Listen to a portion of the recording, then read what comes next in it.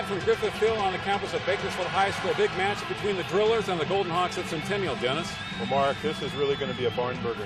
These two teams have great tradition, and I think both teams have been waiting for this since last year, especially Bakersfield. There's a little bit of a revenge factor, and I think tonight, at home, first home game for Bakersfield, they want to come out and really stick it to Centennial. Bakersfield is the class of the Southeast Yosemite League, and Centennial the class of the Southwest Yosemite League. Last week, Centennial lost to number 1 seed Clovis West 35-13. BHS came on late to defeat Clovis 28-12. Well, Mark, I thought Bakersfield played very good defensively the whole game. And in the second half, I thought the option and McGill are really doing a great job running the option. They got a couple quick scores, and I think they really put the pressure on Clovis. Got a great rush on Patrick, the quarterback. So tonight, I think it's really going to be whoever plays the most aggressive defense will really come out with the victory tonight. Both teams are built on their solid D, but both have struggled offensively this year. Yes, they have, but I think both teams have quarterbacks that were not all that experienced. I know Velos played a lot last year, but he came back with a lot of new players, especially a new offensive line. And I think Bakersfield came with McGill first year really starting at quarterback. So I think as the season goes on, he's going to get better. The Golden Hawks won last year 7-3 at Centennial. BHS won the first encounter 21-0 right here. Well, Mark, tonight, all those records don't mean anything. Whoever gets off to the best start tonight, makes the least amount of turnovers, will probably be the victor tonight. And both teams are 2-1 in this 1998 season. It is BHS and Centennial tonight on CNN SI, Time Warner Cable, Channel 52.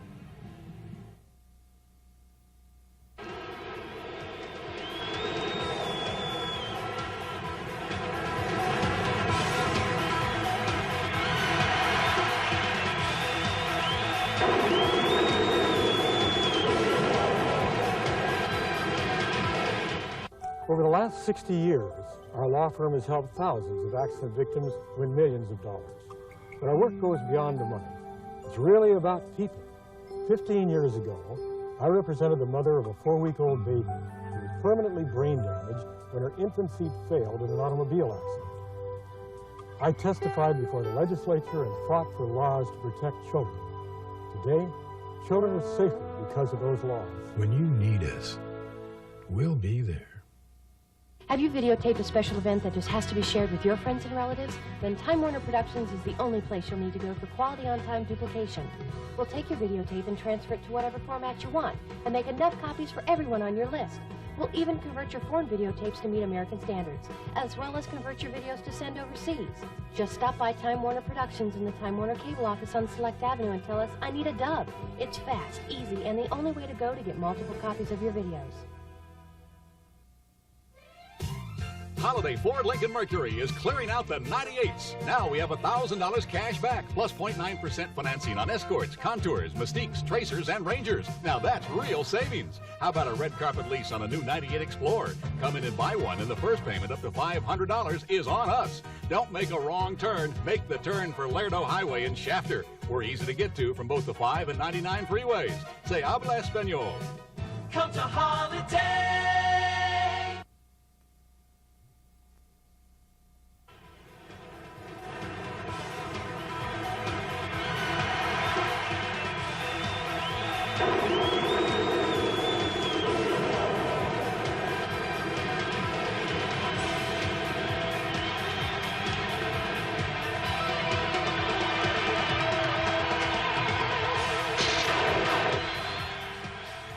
Good evening from Griffith Field on the campus of Bakersfield High School. Welcome to high school football on CNN SI, Time Warner Cable, Channel 52. Centennial will be kicking off to the Drillers of BHS. I'm Mark Heffernan with my brother Dennis Heffernan. A great evening for high school football once again. Well, Mark, as we mentioned on the pregame show, this is going to be a battle. There's a lot of pride involved here.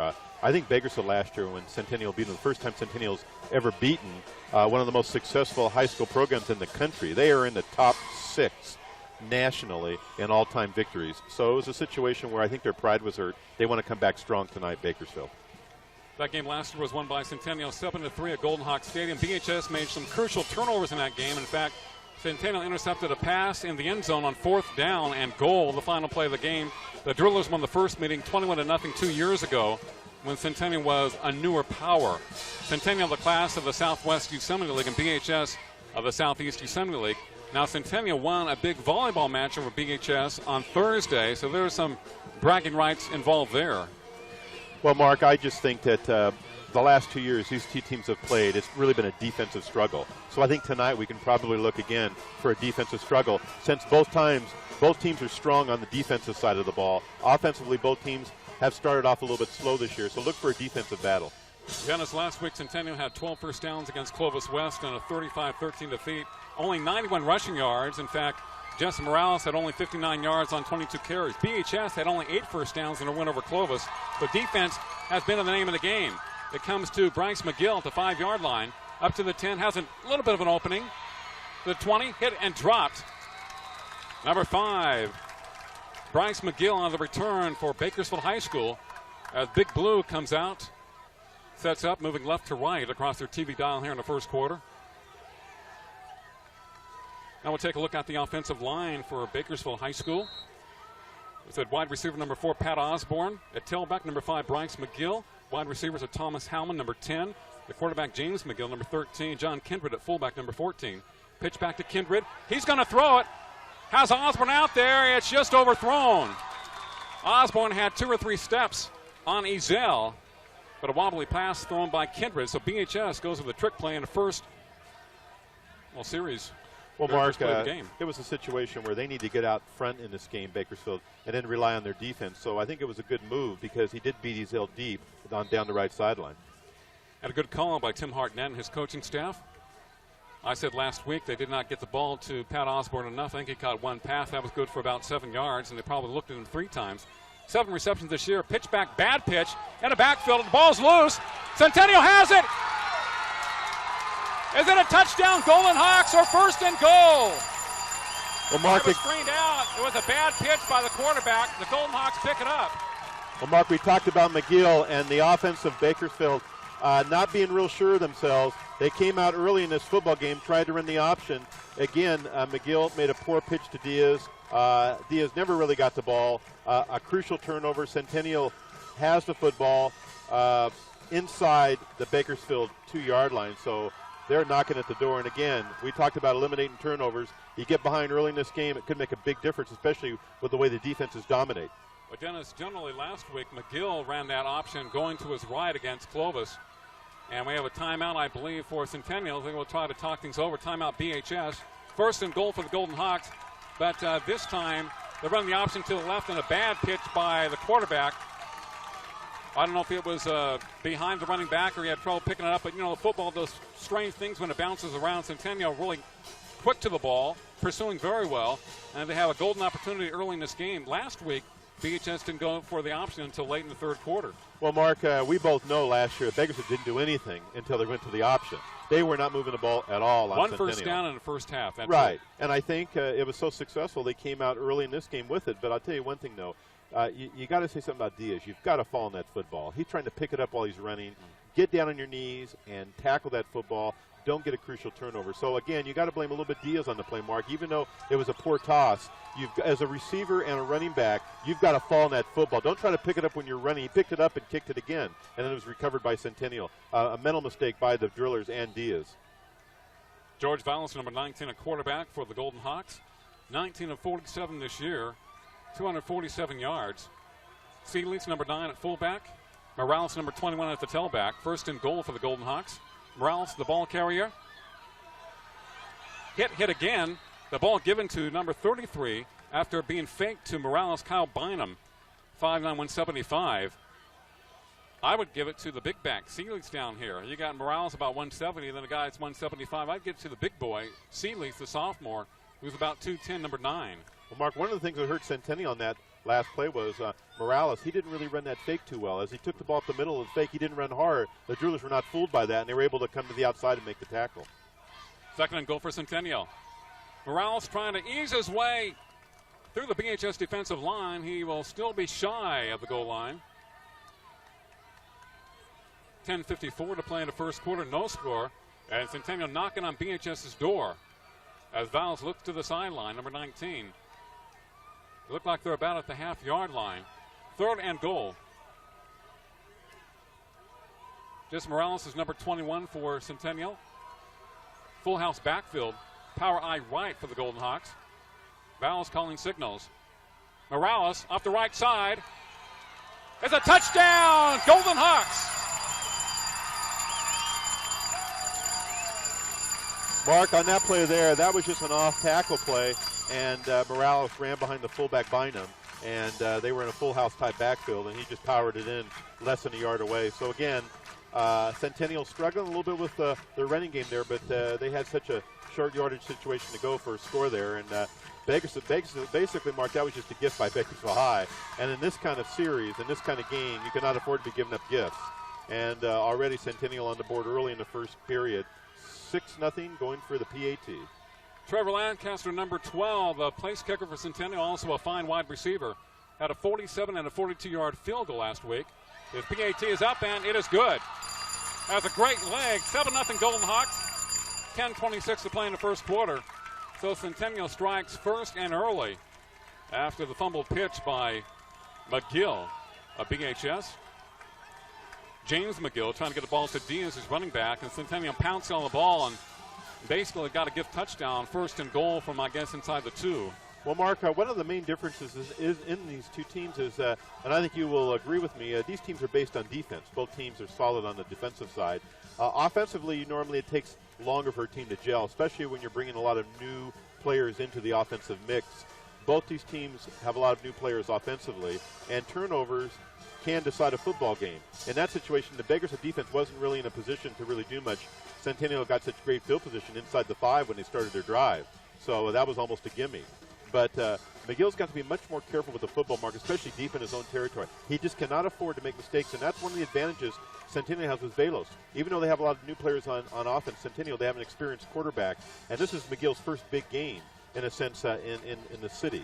He had a big game at De La Salle, but that was more of an intersectional game. But this is the first big game against a rival in town. Maybe a little bit nervous there. He's going to have to settle down and just relax and play his game. But Dennis, on BHS's first play from series, they try a fullback option pass. It was overthrown to Osborne. The second play, they go to the other side, to the left side, and the option toss is thrown away. As the ball comes to BHS, Kindred picks it up to the 20, has a fairly good opening, puts his head down. Nice return for BHS. Let's see what the Drillers do here on their second series. The first series lasted 2 plays. Well, Mark, on that first series, we talked about the fullback option, and he passed down the right sideline to Osborne. It was like a streak pattern. Osborne was wide open. And, again, McGill missed him by about 5 yards, so that was a score there, potential score they could have had, Bakersfield High. James McGill, number 13, the quarterback for BHS. Pat Osborne, number 4, wide to the left. McGill's looking for Osborne. He's wide open. And it's incomplete. It hit the ground. That's a good play for your shortstop in baseball like Pat is, but it's incompleted pass. It hit the ground before he was able to run away with it. And just not a good pass by McGill. Osborne had nobody within 5 yards of him.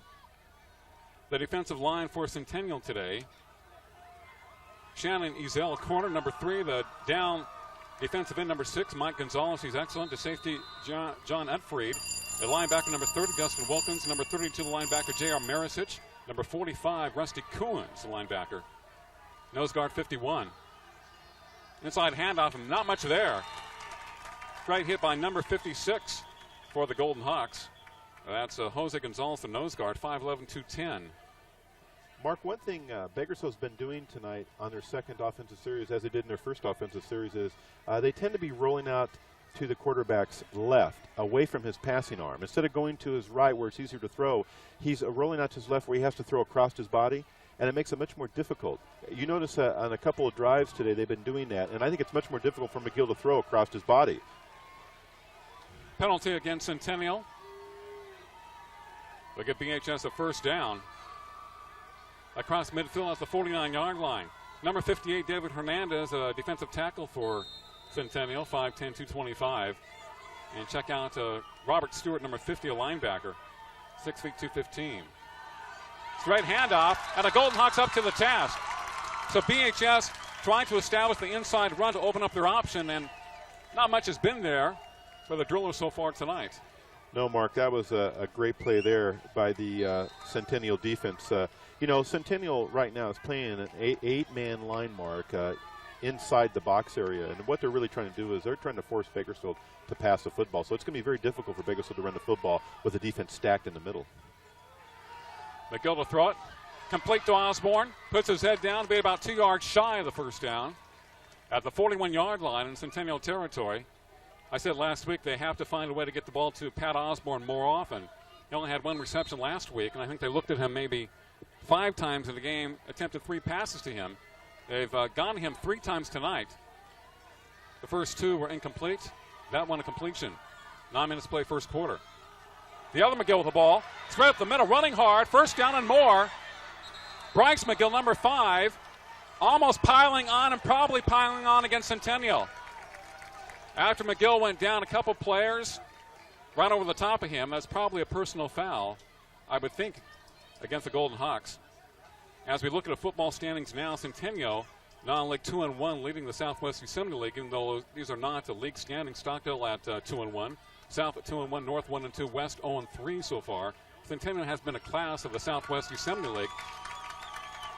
So far, the penalty against BHS, even though I thought there might have been a piling on penalty against Centennial, but apparently they saw something else. Well, Mark, so far here in the first period, Bakersfield had that costly turnover on the option pitch, and now they've had a costly 15-yard penalty here, personal foul, that takes them out of scoring range. So, again, they're making the mistakes here in the first period, and it's cost them dearly. Well, BHS was slow starting last week in their game against Clovis. Osborne wide to the right. James and McGill looking for Osborne. The pass complete. Pat knocked out of bounds at a 35, and a very quick flag by the official. Ezel was the closest man for the Golden Hawks there, number 3.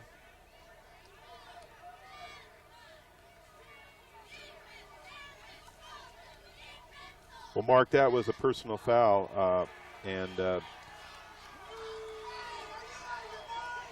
Victor Espinoza was the one on the personal foul there. Ezel made the tackle 1-on-1 on Pat Osborne on the little 5-yard down and in pattern, and Espinoza came in a little bit late and got caught for the personal foul. So now Centennial makes a mistake there. A lot of personal fouls early in this ball game. Hard to keep track of it. Kendra, the ball carrier, gets hit at the line of scrimmage and finally thrown down. 8:35 to play in the first quarter, 7-0 in favor of Centennial.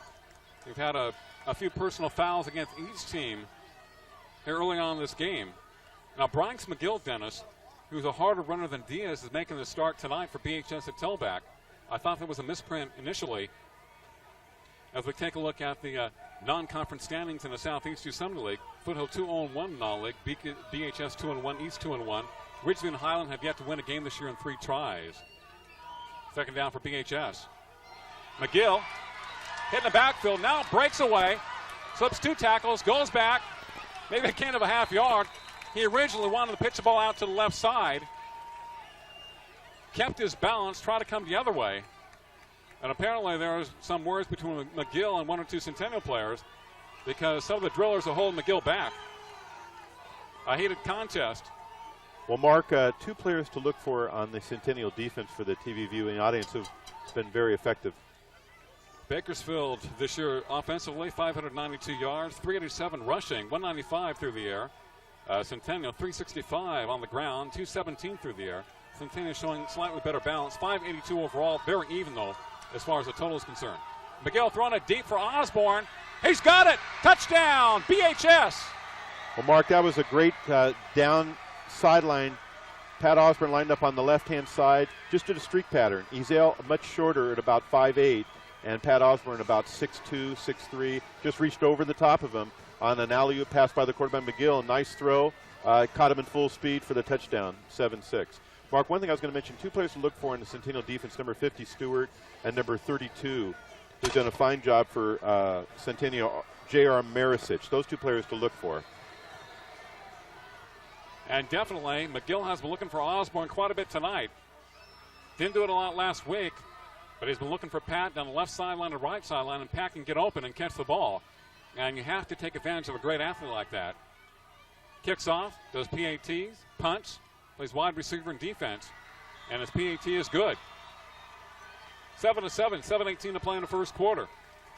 Well, Mark, a fine drive by Bakersfield. They were helped by the Centennial personal foul penalty at the Centennial 30-yard line, and that really helped get them in good field position. And then, of course, the nice pass to Pat Osborne. Osborne, for the last 2 weeks now, has made some big plays. Last week, interception against Clovis to go about 70 yards when he played defensive free safety. And tonight, they're using him much more on offense. Like you noted last week, they need to get the ball to him. And so they've really been looking for him tonight on the first offensive series. And then on the second offensive series for Bakersfield tonight, they've been looking for Pat Osborne. So that's one way to score quickly. I mean, he's such a great athlete. You've got to get to him. And I'll tell you one thing. If Centennial's going to single cover him with Ezell at about 5'9", no double coverage on him, you've got to go to him because it's 6'3" or 4. He's got about 6 inches on Ezell, and he can beat him every time as long as you give McGill time to throw and he has time to zero in on him. But I'll tell you, they're going to have to do something about double covering him because if you're going to single cover him, he's going to be open all night. Well, basically, that was a perfect pass to throw to Osborne, kind of a loft pass, and that's perfect when you have a height advantage over a defensive back. And, of course, he weaves under the ball so well, being such an outstanding baseball player. So they definitely are looking to him tonight offensively to get something going because their running game has not been where they would like it to be so far this year. As they have replaced Timothy Diaz as a starting tailback with Bryce McGill. But the top runner this year has been a quarterback, McGill. He did a lot of that in the fourth quarter last week. Ball's kicked out to Centennial. Flag is down. Another good return by the Golden Hawks. Flag in the backfield. Jeff Unfried with return.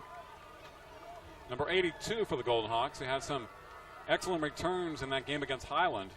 Well, Mark, you talked about replacing the tailback, and I think there was a choice they had to make. I mean, Diaz really did not play well last week, and he's in a situation where he's awful small and just doesn't run with enough power, especially since Bakersfield likes to run between the tackles, and you need a player who's either extremely quick and strong or a bigger player. So I think it was a good move to go to a little bigger player and somebody who maybe can run between the tackles with a little more physicalness, a little more domination. So if Bakersfield is going to go anywhere this year, they're going to have a better running game to complement really what looks to be a better passing game that's ahead of their running game at this time. You got to have that balance if you expect to do anything in the Valley. And Bryce is 185 to Diaz is 165. And, of course, he also plays defense for BHS, as do many players. Jermaine McDermott with a great game last week for BHS and a victory over Clovis, had about 3 sacks.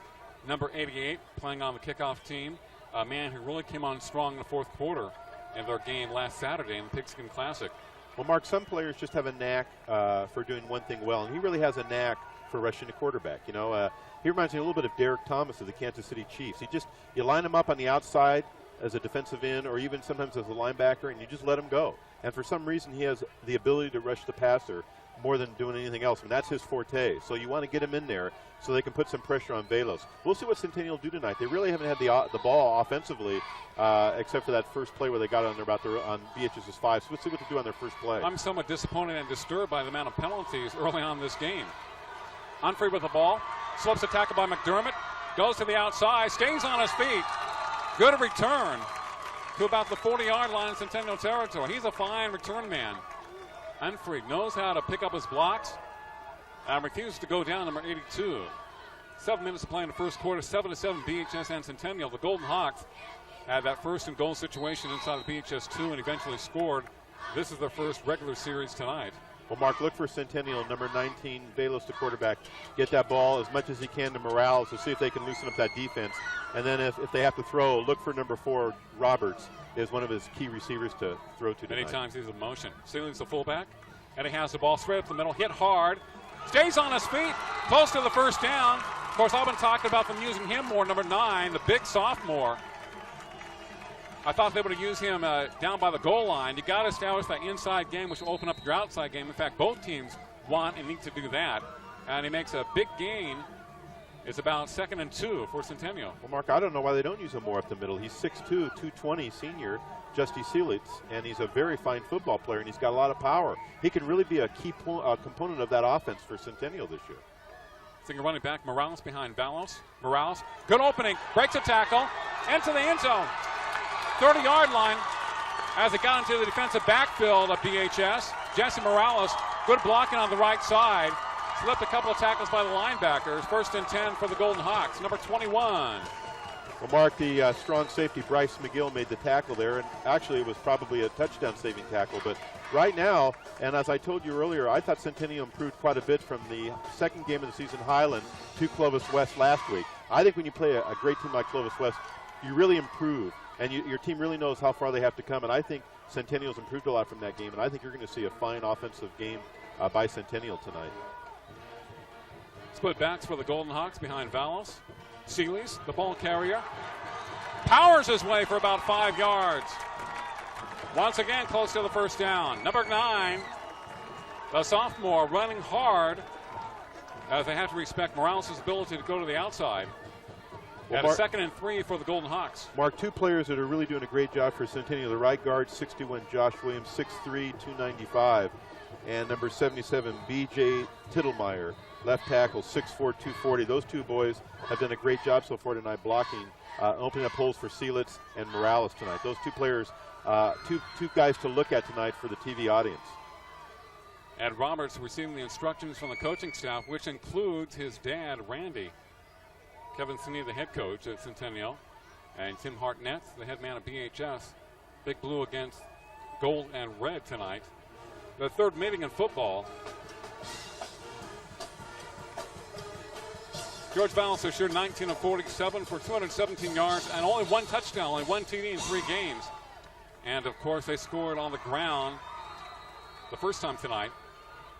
Their only points of the game. The Valos needs to get a little better percentage going this year. Seeley's and Morales behind him. 2 receivers wide to the left. Lancaster, number 12. Roberts, number 4. Long count for Valos and company. Morales pushes his way forward. Good blocking by the Centennial offensive front. Looks to be very close to the first down, if not, has it. Will we see the chain gang? Now he'll be shy of the first down. At least that's where the mark. Now they're calling it first down. Well, Mark, one thing Centennial is able to do tonight, they're getting a little bit more balance in their running game. If you notice, they're running with a full house backfield, and they're giving the ball to Morales, and they're running between the tackles very well. And also, when Bakersfield tries to key in on Morales, they're running Seelitz, the fullback, a lot in quick hitters. But I think one thing we talked about with Centennial, Mark, as the offensive line develops, this team's going to get better and better, and we can see the improvement in the offensive line week by week. Split back behind Valos. Roberts, Lancaster wide left. Valos with a count. On the cross to Morales, makes a quick move, but BHS up to the task. Number 52 over there for the Drillers. Made the initial stop. Christopher Chambers, defensive end, a junior, 5'9", 195. He's a quick one. Dunlap closed very quickly, number 42 for the Drillers. They try to cross play. Vasili's going first and then Morales. 4:34 to play in the first quarter, 7-7 BHS and Centennial. From Griffith Field, motion against the Golden Hawks, declined by the Drillers. 2nd down. Well, Mark, we're in the situation here, Centennial inside Bakersfield High territory here. If they don't make a first down the road, you got to start looking at Lancaster for a possible field goal. They're getting in his range right now. He's such a great kicker for the Golden Hawks. Out of 47 and 42-yarder last week, respectively, and that loss to Clovis West, 35-13. 2nd and 8 for the Golden Hawks. Seeley's. BHS putting up a stone wall as he maybe gets back to the line of scrimmage. So now they're trying to close. BHS defense closing in and trying to stop that inside running game by Centennial. Seeley's had been successful on a couple of attempts in the series. Now they've closed it very well. Well, Mark, one reason why they closed it very well is we talked about him last week. Had a great game against Clovis. Was Raymond Stansbury, number 61, 6'5", 295, the senior defensive nose tackle. And he really clogs up that middle, and that time he really stacked up the run. So that's one player. Centennial's trying to go at him tonight, though. They think one of the most effective ways is to keep him on his toes, is to go at him once in a while to keep him off balance a little bit. Get him tired, especially in the fourth quarter. 3rd and 6 for the Golden Hawks. Valos sprint out left. The pass knocked down, I think by number 45, Hosey. Put his hands up, knocked the ball down. Good play by the defensive end. The ball intended for number 83, the tight end for the Golden Hawks. And it'll be 4th down. Will we see Jason Lancaster? Taylor Abernathy, the intended receiver for the Golden Hawks. And Lancaster with 2 long field goals last week.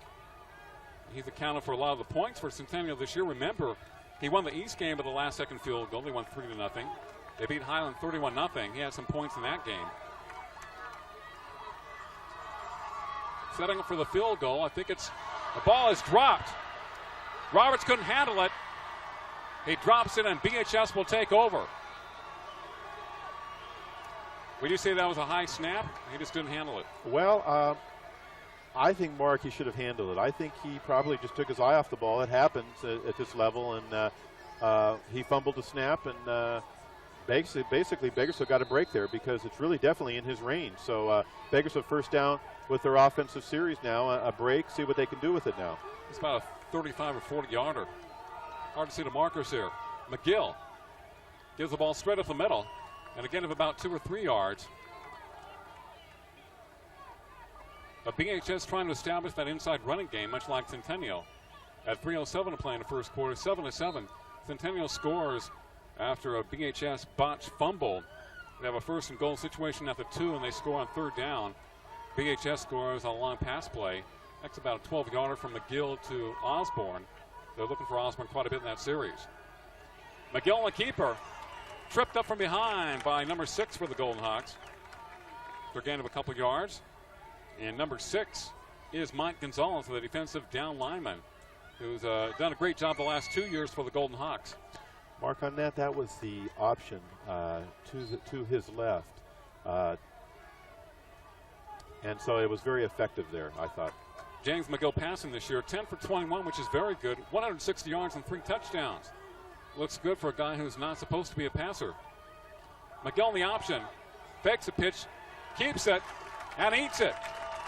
The guy who hit him first, number 58 for the Golden Hawks, David Hernandez, 225-pound down lineman. Hit him initially as they're trying to take that option away. Well, Mark, one of the problems with the option when you're an inexperienced quarterback is that it's very dangerous to pitch that ball. We looked last week, you and I just saw a little bit of the game with Clovis West, and that quarterback gets hit, he can still pitch the ball accurately. But unless you're experienced doing that, you really ought to hold on to the ball. And I think McGill's more effective when he rolls out to the option and just keeps the ball, because when he pitches it, it's sometimes you're dangerous, especially when you're not as used to pitching the ball when you get hit. So they've been more effective when he just holds the ball instead of pitching it, because pitching the ball is very dangerous unless you're an experienced quarterback. 4th down for the Drillers. Osborne will be punting it away from his own 25-yard line. Looks like they got a piece of it. He goes down. The official's not going to call anything. Excellent field position for the Golden Hawks. I think they got a piece of it. He wobbled that kick out there. Went off the side of his foot. And the Golden Hawks with very good field position with 1:23 left in the first quarter. Well, Mark, either he got a piece of it or he hurried it. Looked like he might have kicked off the side of his foot, too. Either way, you give Centennial great field position just inside the 50-yard line. So they're in great shape here on their second offensive series of the football game. Number 24, Nick Johnson, the quarterback on the right side for BHS. Osborne and McGill, the safeties. Pitch back, Jesse Morales. Cuts inside, puts his head down. Gets up to midfield. Dunlap and Bryce McGill closing very quickly for BHS. Also number 1 for the Drillers, Kenneth Qualls, outside linebacker. Not big, 162, but very quick. Mackey, the corner on the other side, Alan Mackey, 5'11", 175, a junior. I'm sure is related to Sean Mackey, who I thought was one of the best athletes at BHS the last 2 years, a safety. He was a fine defensive back, great instincts for the football. Great speed, good punt returner. 2nd and 10 for the Golden Hawks. Morales off to the right side. Good push by the offensive line. There wasn't much there. He was able to pick up 3 or 4 yards. Just basically sheer power as Centennial runs to the right side. Off the right guard, Stansberry and McDermott over there for BHS. Mark, that was a great push by the Centennial offensive line. The right tackle, number 66, Justin Greenmore, 5'9", 200, was one of the effective players on that for the Centennial offensive line. He's one player to look at tonight for the TV audience. 3rd and 6 for the Golden Hawks. About 4 seconds left in the first quarter of a 7-7 ball game. They won't get off another play. After 1 at Centennial 7, BHS 7 from Griffith Field. On CNN SI, Time Warner Cable, Channel 52.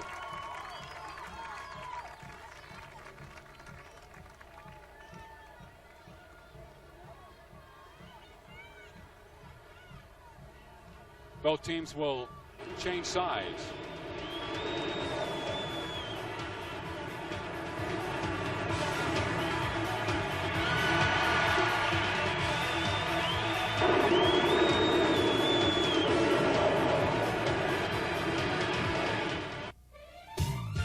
Holiday Ford Lincoln Mercury is clearing out the 98s. Now we have $1,000 cash back, plus 0.9% financing on Escorts, Contours, Mystiques, Tracers, and Rangers. Now that's real savings. How about a red carpet lease on a new 98 Explorer? Come in and buy one, and the first payment up to $500 is on us. Don't make a wrong turn. Make the turn for Lerdo Highway in Shafter. We're easy to get to from both the 5 and 99 freeways. Say habla español.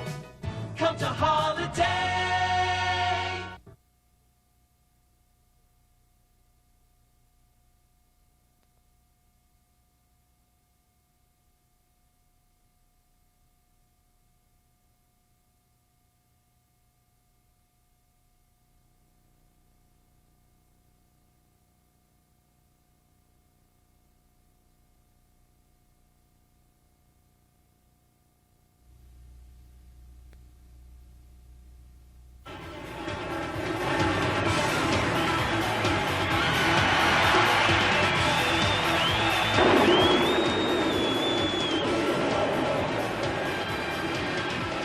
Sack gives Centennial a fourth down situation.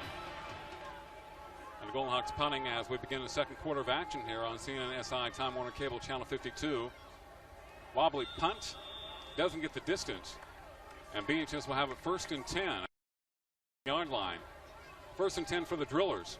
Well, Mark, that was a punt by Jared Bright there, 6'1", 170, the kicker, but I think he wanted to squib it, not give the ball to the BHS return man to make an effective run back. But a lot of times when kickers do that, they tend not to kick the ball far enough, and then Bakersfield ends up with pretty good field position, so it was a poor kick. Mark, on that last series for Centennial, I started to see something in the game that we see developing now. Bakersfield defensive line is starting to take it to Centennial's offensive line. So we're going to see if that continues to develop as the game goes on. Complete to Osborne on the near side. Straight arms. Azell goes out of bounds. Outside of 30 to the 31. So Osborne padding those reception stats tonight. Had only 7 coming in. And they're throwing to him quite a bit this evening, and that's a good idea. Well, Mark, it's a very good idea to get the ball to him in the flat. It's easier to throw the ball, a short little pass. He's a much bigger and stronger than the defensive back Azell, and is able to make some good gains there, picking up, and he's much bigger. Pitch back to Diaz, the other side, gets a great block in the backfield, cut back. First down for BHS, nice running by Tim. A block from Kindred, number 14, a fullback. They blasted a Golden Hawk. That allowed Diaz to cut inside. And it's 1st and 10 for the Drillers. With Centennial turning their attention to Pat Osborne more, that should open up the running game for BHS. Well, I think the running game has improved a little bit tonight, but the key to the running game really is the quarterback on the option. How effective McGill is running the football at the quarterback position really opens up their offense. Inside handoff to Kindred, gain of about 2 yards as we had Thomas Howman wide left to for BHS number 10. Osborne was flanked wide right. And Kindred upset about something. Apparently there's a few words being exchanged between the teams early on in this ball game. A new rivalry, but I would call it a semi-heated rivalry between Centennial and BHS in all sports. 10:05 to play in the first half. Number 20 wide to the left for BHS, Royce Jennings. McGill looking over the middle, incomplete. Intended for Diaz, he never looked back. Looked like he was running a streak. Unless it was intended for Osborne, it wasn't even thrown in his direction. But 3rd down for BHS, 3rd and 7. Well, Mark, Bakersfield is having to do a little bit more tonight through the air than they really would like to. I know they would like to keep the ball on the ground and run the football, but they just don't have the horses this year to run the football with a younger offensive line, not as big or physical. So they're having to take more chances throwing, and really Centennial's in very good shape maybe to make a turnover, maybe pick a pass off. Azell guarding Osborne very quickly.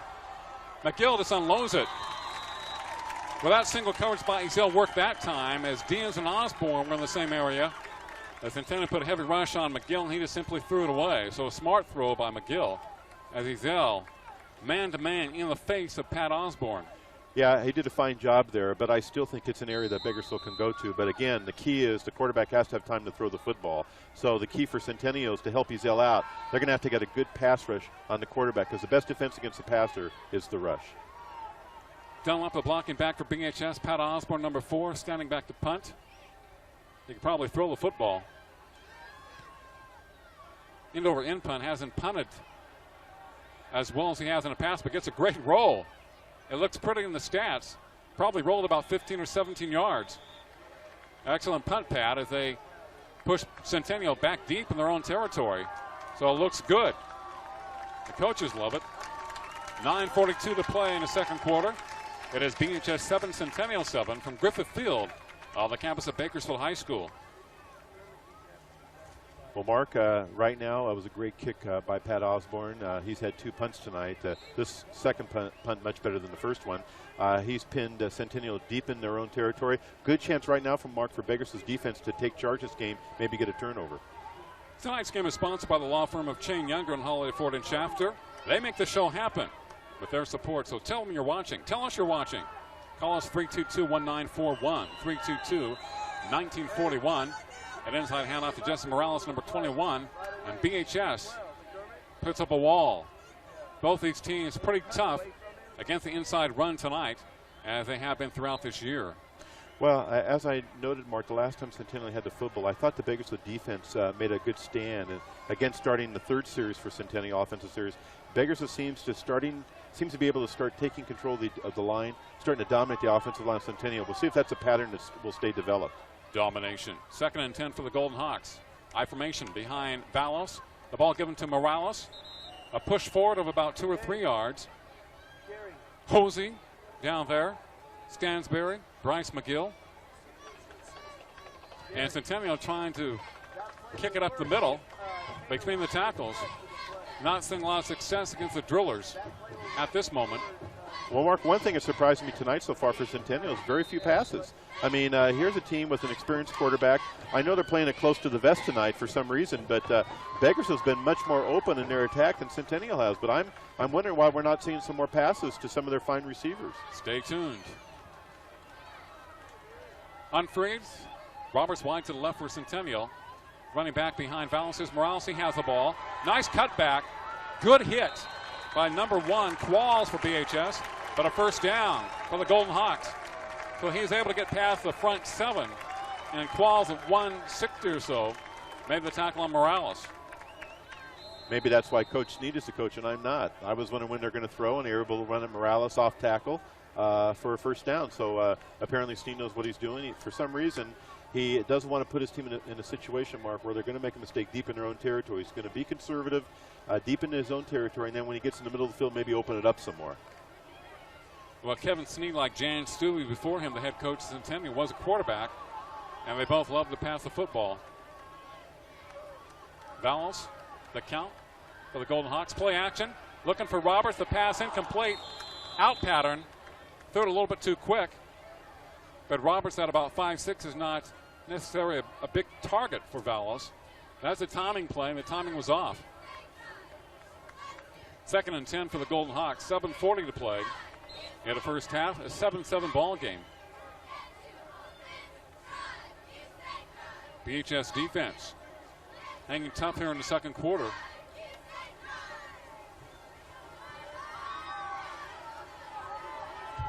The center for Centennial, if you missed it earlier, 72, Brandon Cope, 6'1", 255. Morales, the quick cut, hit hard after a gain of about 2 yards. BHS begin to pound the Golden Hawks a little bit, and Clovis West did plenty of that last week. According to Randy Blankenship, the Clovis West coach, he said, we like to punish people. Well, I'll tell you, Centennial did have some sore bodies. I talked to Kevin Snead during the week. He had some guys that were questionable to start tonight. They've all have started, but they had some bruises at least a couple of days after the game. Well, Mark, when you play East Bakersfield and Highland, then go to Clovis West, you're going to get some sore bodies. There's a whole different level when it comes time to playing football. Clovis West plays at a much different level, much quicker, much bigger than the Highland defense, so you're going to be sore after a game like that. East High likes to hit, though. We'll see how they do. We'll see how they do this year. First half, unfreed in motion. Valos, sprint out left. The pass complete to Seeley's. Hit hard, first down and more, out of bounds. In front of the BHS sideline. Seeley's number 9 out of the backfield, fine reception, and then bulldoze his way for the first down. Mark, you know, we've talked about Seelitz, and he's become really a factor tonight, and he really needs to become more of the offense tonight because he looks like a fine player. He looks like a great athlete, blocks a lot from Morales, but he's proven he can run between the tackles, and also he can catch the ball, and he's running well from the outside. He's got good speed. He's a player really that they really need to utilize in their offense to make him much more effective. Well, he's a very physical player, 6'2", 220. Second running back is Morales behind Valos. The pitch back, looking for the cut in. Now goes to the outside, tripped up. Hosey did a great job at defensive end. Did not allow him to cut inside. McGill was over there along with Chambers. So credit that to the BHS defense, forcing him to go to the outside and swinging it out very well. A great containment by the Driller defense. Well, Mark, the Drillers have that great speed and athleticism on defense, and I think it's much more effective if you can block Stansbury at nose guard to run right at him, because I think when you run wide, their athleticism and speed a lot of times can run you down. So I think the most effective plays tonight for Centennial have been between the tackles up the middle. 2nd and 10 for the Golden Hawks. Second man through. Morales breaks the tackle in the backfield, runs hard, hit and dropped after a gain of 3 or 4. Hosey assisting on the tackle, probably had the tackle. Dunlap coming in late. Morales runs very hard for a 165-pounder. Well, Mark, again, it's a little difference playing Bakersfield defense than the Clovis West defense. I think the Clovis West defense is the best defense I've seen this year, and I think they're better than the Bakersfield High defense. But when they hit, you just don't make too many breaking of their tackles. They're such a solid team, pursues so well. But I think Morales is running well tonight, running harder than we've seen him earlier, and that's really going to bode well for the Centennial offense tonight. 3rd and 5 for the Golden Hawks. Roberts in motion. Fowles looking inside, the pass complete to Trevor Lancaster. Look at that move, first down for the Golden Hawks.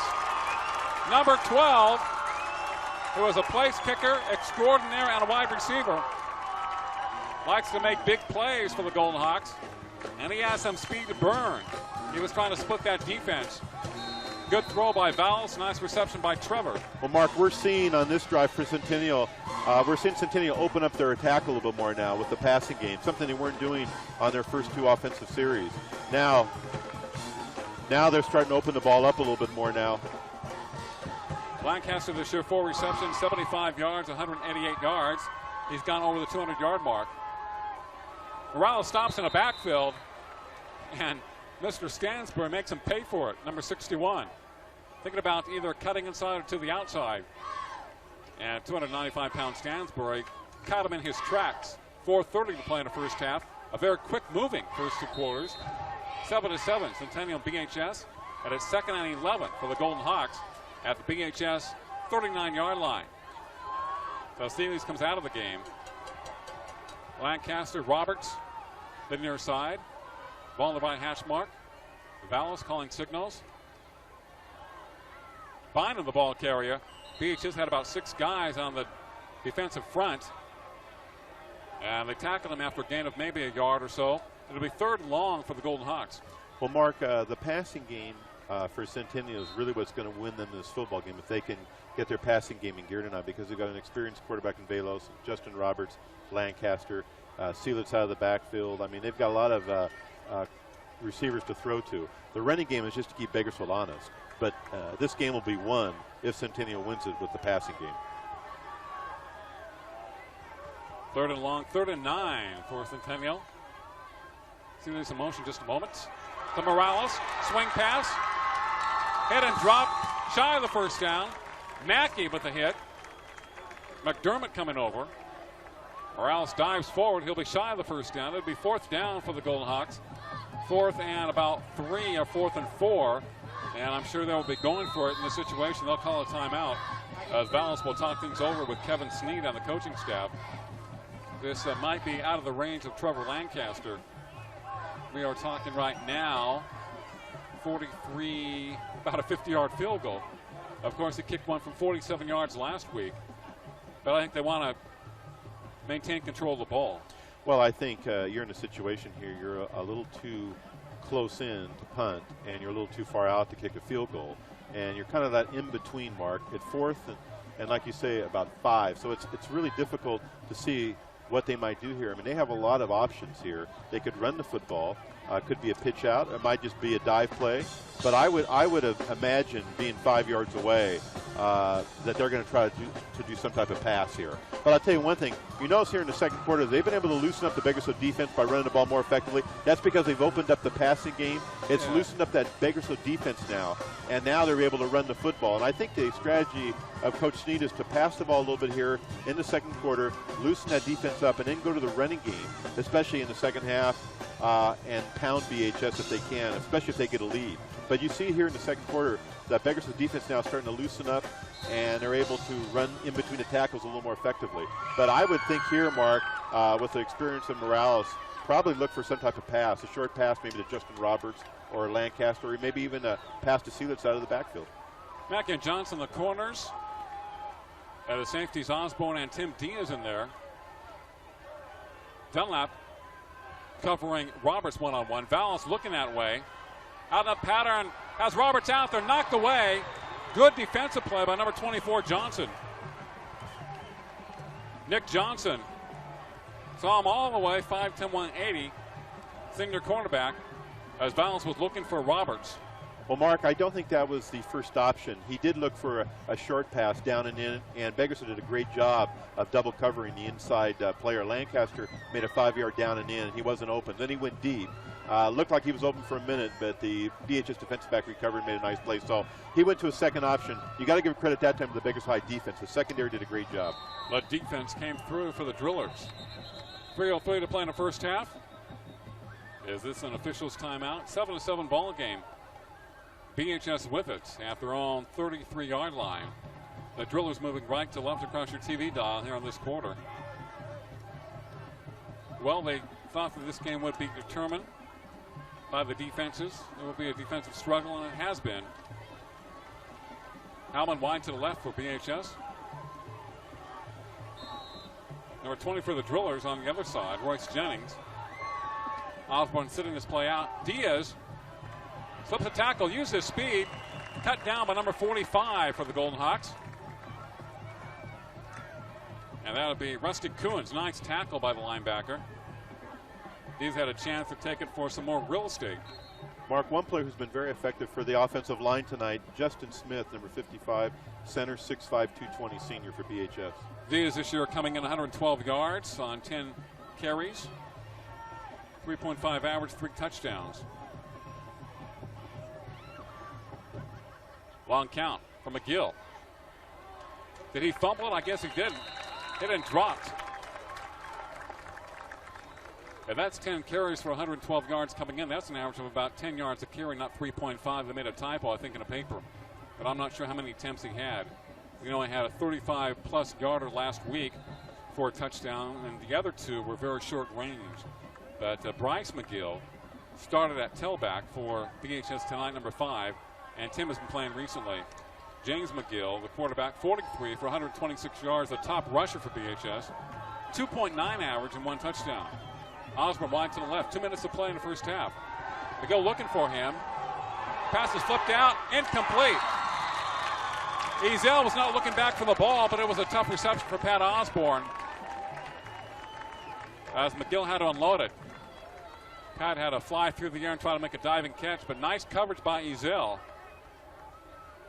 Well, Mark, that was a nice play again, kind of a fade pattern to Osborne. He was open. Ezel did not had his back turned to the receiver, but it was a little bit overthrown, and Pat couldn't make the play. But nice try by Bakersfield. I thought it was a good idea to get the ball to Pat Osborne, like you say, as much as possible.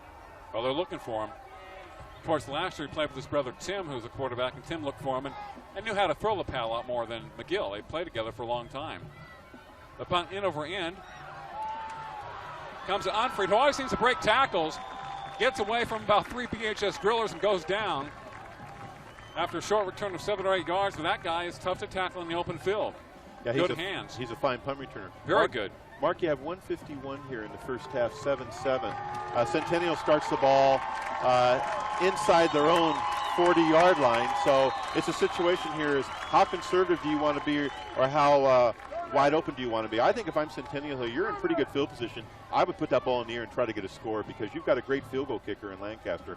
I would try to move the football because, if you can go into the halftime at 10-7, it's a lot better than 7-7, so I'd be aggressive. 1-5-1 to play in the first half. Centennial 7, BHS 7. Vallos Spread out right, out and up pattern, looking for Lancaster. Gets double coverage, knocked away. He got one hand on it.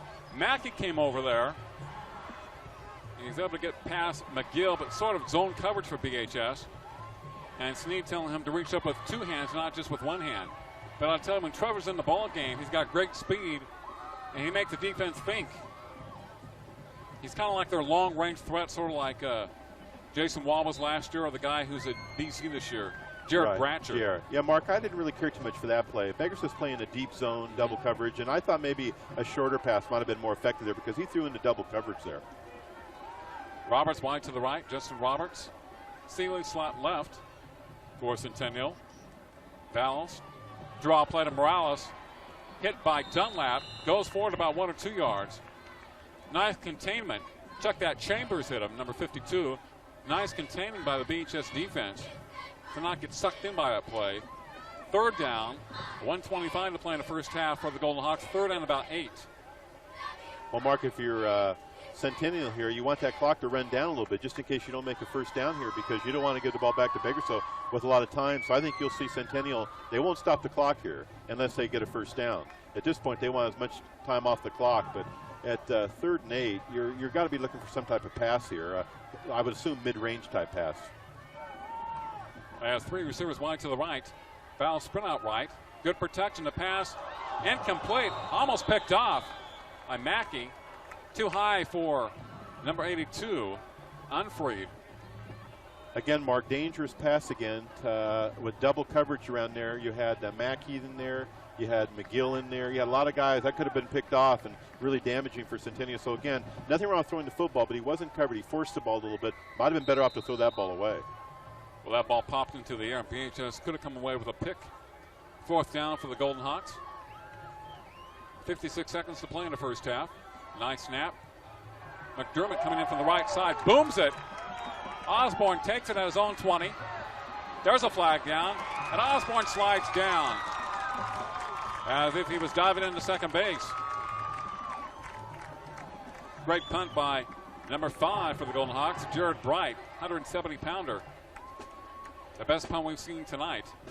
Mark, that's the best punt I've seen all year. He had great height on it, great hang time, and really pinned Bakersfield back. That's what you want in that situation with less than a minute left in the first half. You want a great kick to pin Bakersfield back deep.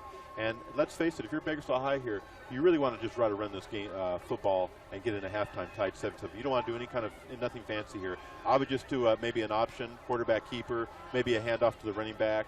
But I would not be passing the ball deep in your own field here, territory, with only 47 seconds left. You don't want to go at halftime with any mistakes. You want to keep that lead, or at least that tie, 7-all. Now the penalties against BHS. I haven't seen where a lot of the penalties have been coming from tonight. Apparently a lot of them have been dead ball fouls. And you think it's against one team, it's against the other. There's a lot of discussion out there. BHS inside their own 10-yard line. McGill, the ball carrier. Bryce McGill across the 20, running hard. Gets up to the 24, 1st and 10 for BHS. So Bryce McGill weaving, running hard for the Drillers, and gets it up to about the 24-yard line. Well, Mark is a 6-foot, 185-pound tailback. He's a little bit bigger than Diaz, and he's shown some good promise tonight.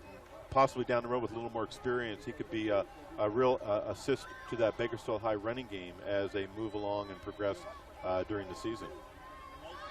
Well, as we know, he's a defensive player, but despite the fact BHS has about 55 players in their roster, many of them go both ways. And now you have McGill and Diaz as your key running backs, with Kendrick back there as a fullback, a blocking back. Well, Mark, it's been a great first half, 7-7, Centennial and Bakersfield High with 39 seconds left in the first half. Should be a great second half. It looks like halftime score will be tied. And second half, I think whoever can execute best offensively, whoever makes the least amount of turnovers will probably be the victor in this game. Kind of like what we thought, a defensive struggle. Both teams just kind of getting warmed up here in the first half. 39 seconds to play. Osborne wide left for the Drillers. I formation behind McGill. Bryce with the ball. Nice move in the backfoot. Goes to the outside. Slips the tackle and goes down.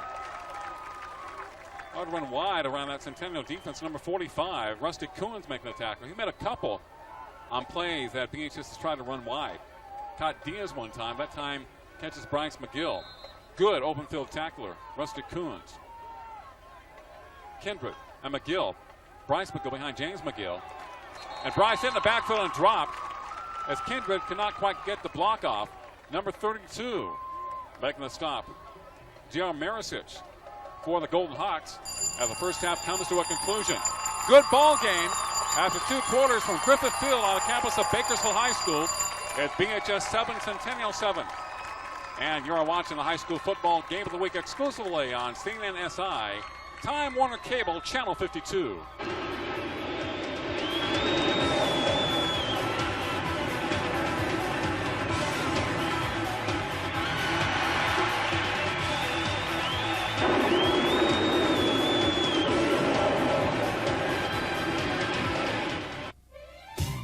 Holiday Ford Lincoln Mercury is clearing out the 98s. Now we have $1,000 cash back, plus 0.9% financing on Escorts, Contours, Mystiques, Tracers, and Rangers. Now that's real savings. How about a red carpet lease on a new 98 Explorer? Come in and buy one, and the first payment up to $500 is on us. Don't make a wrong turn. Make the turn for Lerdo Highway in Shafter. We're easy to get to from both the 5 and 99 freeways. Say habla español. Come to Holiday. Over the last 60 years, Chan Younger has helped thousands of accident victims. Oil field work is some of the most dangerous work around.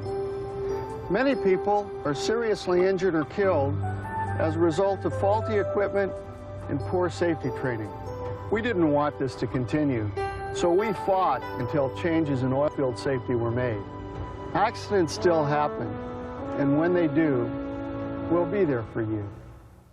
Has this ever happened to one of your favorite tapes? How about this? Parts of this tape are damaged forever. Before this happens to your favorite video or home movie, call Time Warner Productions. Time Warner Productions specializes in quality duplications, foreign conversions, and repairs. So before your favorite video cassette becomes your pet's next meal, preserve it by calling Time Warner Productions and get it duplicated. Call 322-1941.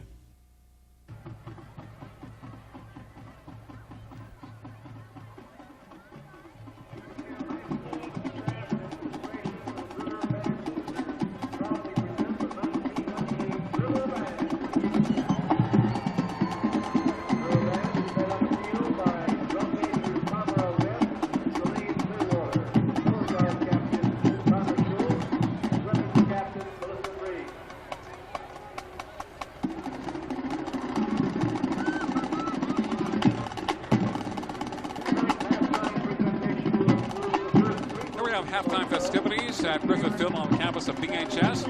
As you can see, the BHS marching band with a little bit of other colorful activity on the field. The score at halftime, BHS 7 and Centennial 7. You're watching CNN SI, Time Warner Cable, Channel 52.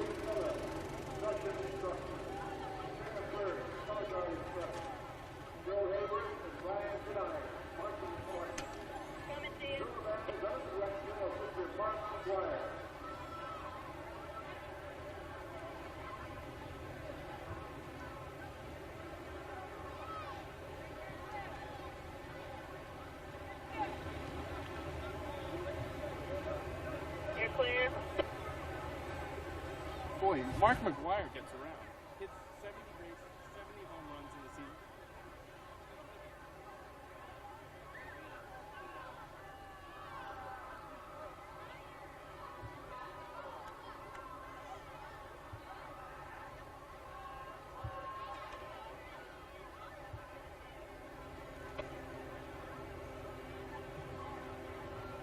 Don't need to know anything about Mark McGuire. You're clear. Oh, forgot about that.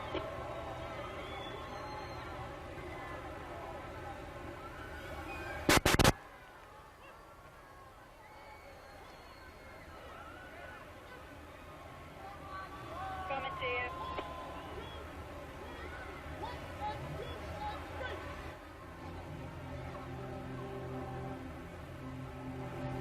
You're clear.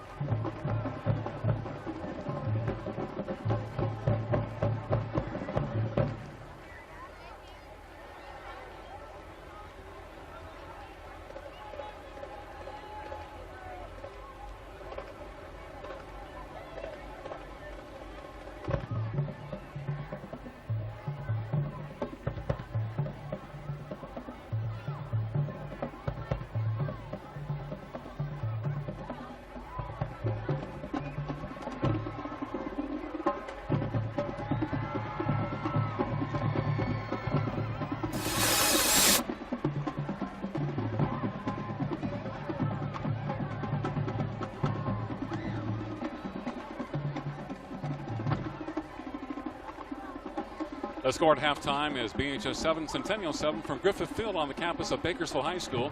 And you're watching the high school football game of the week exclusively on CNN SI, Time Warner Cable, Channel 52.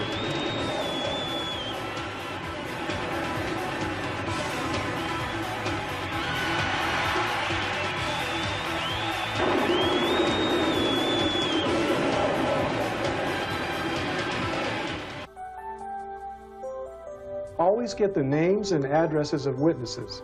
Don't rely on busy police to do this for you. If injured, be sure to have a medical examination. Talk to an experienced lawyer before you talk to the insurance adjusters. If you'd like to know more, call or come by Chain Younger today and pick up your copy of the accident guide. Chain Younger. When you need us, we'll be there.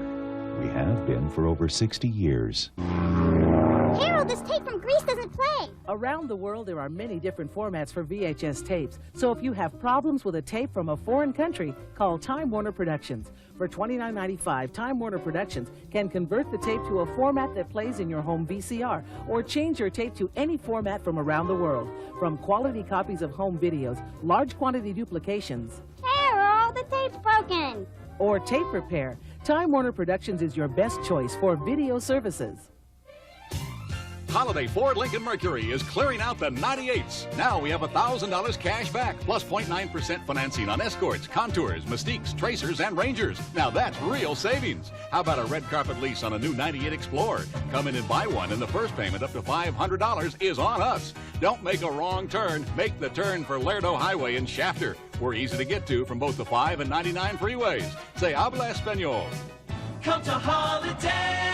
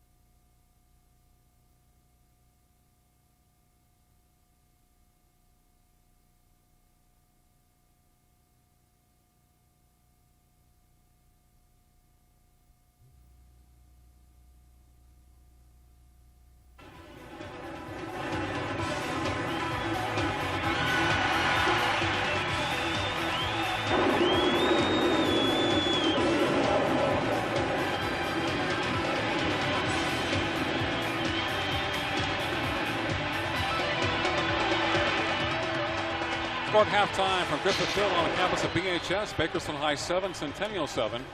As we enter the final 2 quarters of the game tonight, Dennis, a defensive struggle from the outset. I know I did. Both teams defensively have the experience, and I really thought that was what was really going to happen. So the offenses are a little bit behind. So it's pretty much gone true to form. Whoever makes the turnovers in the second half will probably be the team who loses this game. So defense dominates, and defense wins championships. As you see some of the fans here on the Centennial side, which is right in front of us, as the team captains go out and talk things over. Centennial should receive the ball in the second half.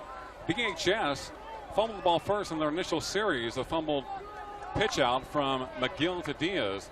Centennial recovered it, first and goal from the 2, and then they scored eventually, and BHS scoring on a pass from McGill to Pat Osborne. The Centennial offense, Justin Robertson, number 4, one wide receiver. The fullback, Justy Seeley, is an outstanding sophomore, number 9. The other wide receiver, number 12, Trevor Lancaster, who doubles as the kicker. He's a big play man for the Golden Hawks. George Fowles, the quarterback, number 19. Jesse Morales, number 21, the tailback. The fullback, number 33, Kyle Bynum. Nick Strandberg, guard number 51 for the Golden Hawks. And they have done a great job tonight, the offensive line, trying to push BHS back. Both teams trying to run effectively inside to open up their outside game, but of course Neil has been that successful as defenses have dominated. Well, Mark, one player who was very effective in the first half for Centennial was Justy Seelitz, the fullback, 6'2", 220-pounder. He was able to catch the ball in the backfield, made a nice first down, was running very well between the tackles, and he also does a great job of blocking for Morales. So he's a player I think it's important for Centennial to keep in the mix in the second half. BHS defense, number 2, quarterback Alan Mackey, safety number 4, Pat Osborne, who does about everything for BHS. Bryce McGill, who's doubling tonight is the tailback at strong safety, number 5. Number 24, one of the corners, Nick Johnson. Number 33 and 42, the inside linebackers. 33 is Aaron Graham, and Jeff Dunlap, the other inside linebacker for the Drillers. BHS will kick it off in the second half. Pat Osborne boots it with his left foot. Comes to Unfried at the 10-yard line, running right to left. And dragged down, I think, by McDermott and company. Kind of hard to run past BHS going east to west with the speed on their team. Yeah, Mark, that was a mistake by Unfried there. Trying to go the length of the football, so side to side. He should go straight up the middle because with the speed of Bakersfield, they're able to run him down in a good pursuit. And really, it's very difficult to run sideline on that. You don't really get anywhere. You want to take that kickoff and really go up the field and make some yards, not go sideways. I ran about 25, 30 yards sideways and only probably ran 1 yard upfield. Well, Mark, instead of saying sideways, we can say he ran sideline to sideline. Sideline to sideline. Centennial from their own 15-yard line as we begin the third quarter of action. A quick opener to Seeley's, I believe. Fullback number 9. And Centennial trying to pound the ball up the middle as we see Ezel and number 81 for the Golden Hawks coming in. Shannon Ezel, number 3. 81 is John Witcher, 140-pound wide receiver for the Golden Hawks. 7-7 ball game. Centennial moving left to right here in the third quarter. 3 receivers wide to the right. Ezel, Roberts, close to the Golden Hawk bench. Morales behind Valos, George Valos. Morales, the ball carrier, sneaks his way across the line of scrimmage for a gain of about 2 or 3 yards.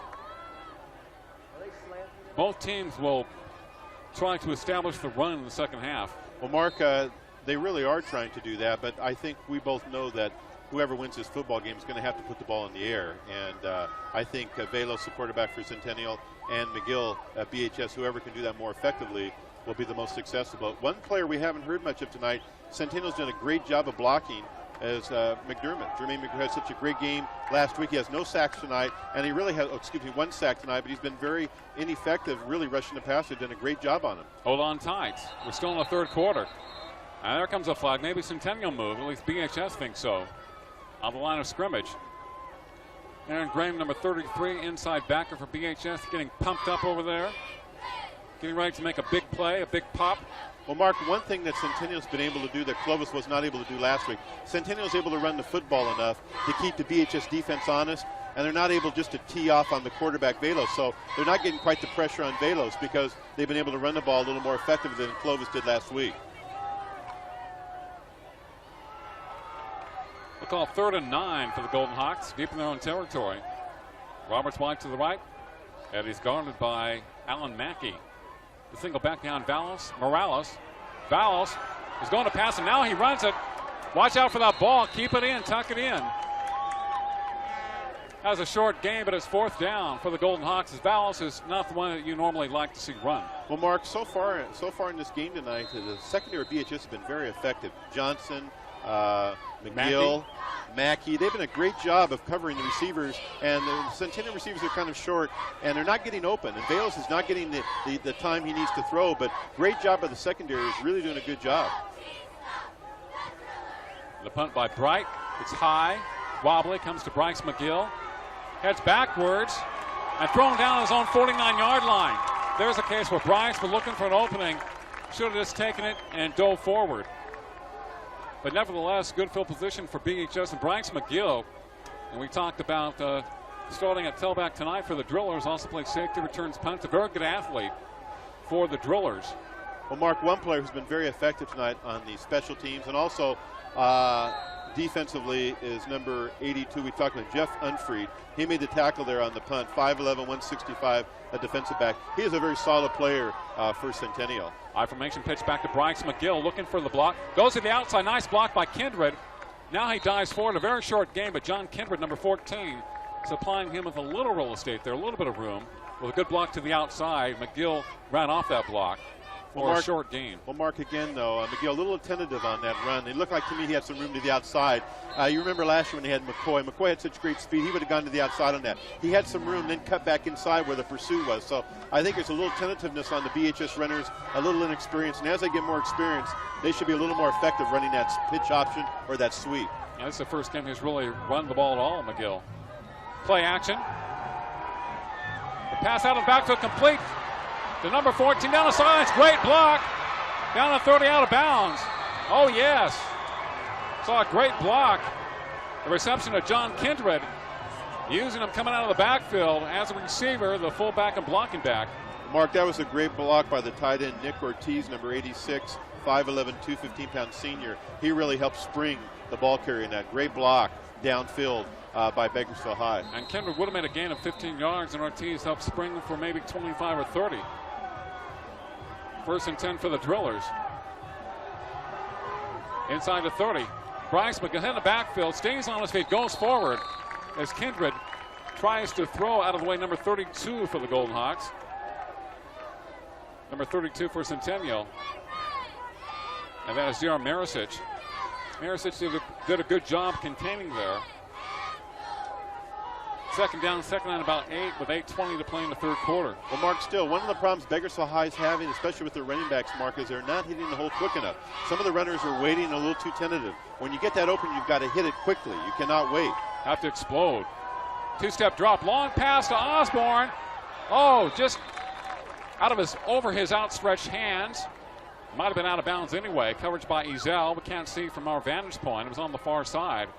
But that's the pass you want to throw, Pat, in that situation, the loft pass. But good coverage by Ezel, and almost an impossible pass to complete. Well, Mark, one problem Ezel's having tonight, and one mistake he's making is he's not turning around. He's running with Osborne, but his back's to the ball. You've got to make a good defensive back. When an offensive receiver is running down the field, when he turns to look at the ball, you've got to turn too. Ezel's not turning, and if that ball had been on cue, he could have reached up and caught it, Osborne.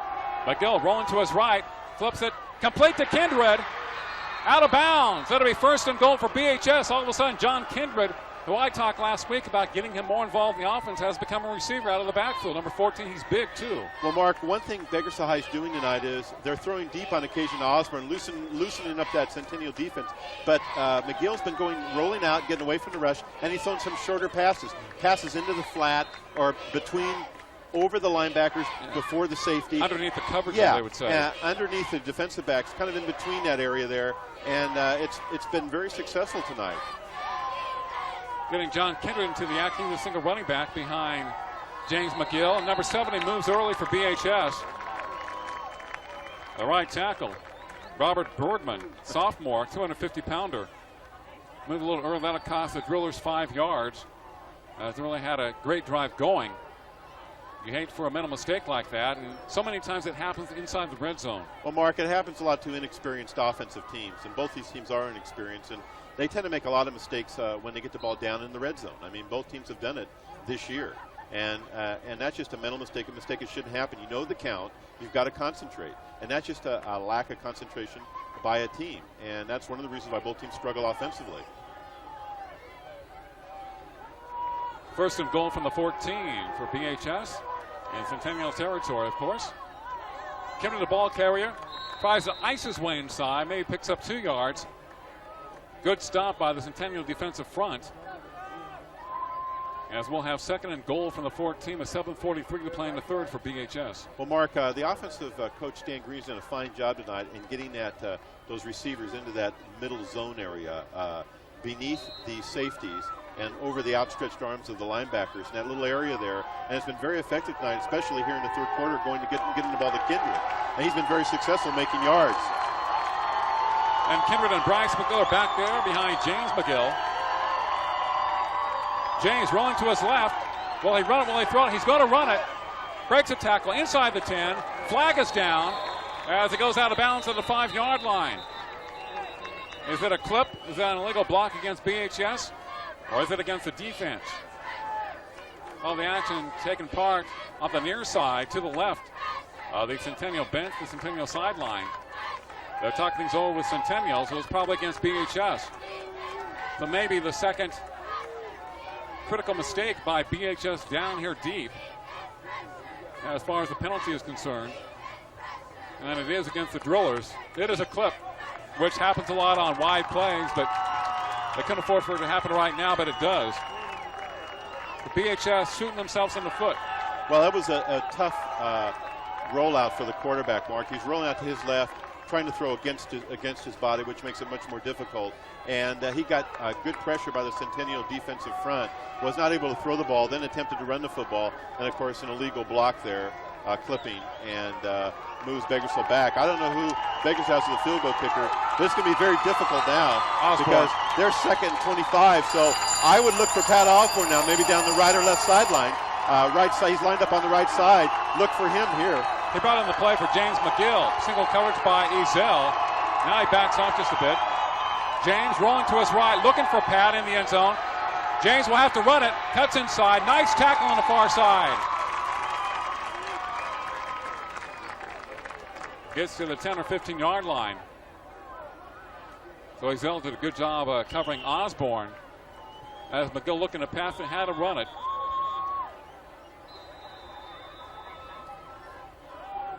BHS inside the Centennial 20-yard line, but it's 3rd and goal for the Drillers. As the Golden Hawks officials, the coaches going out there, we have a Centennial Golden Hawk down on the field.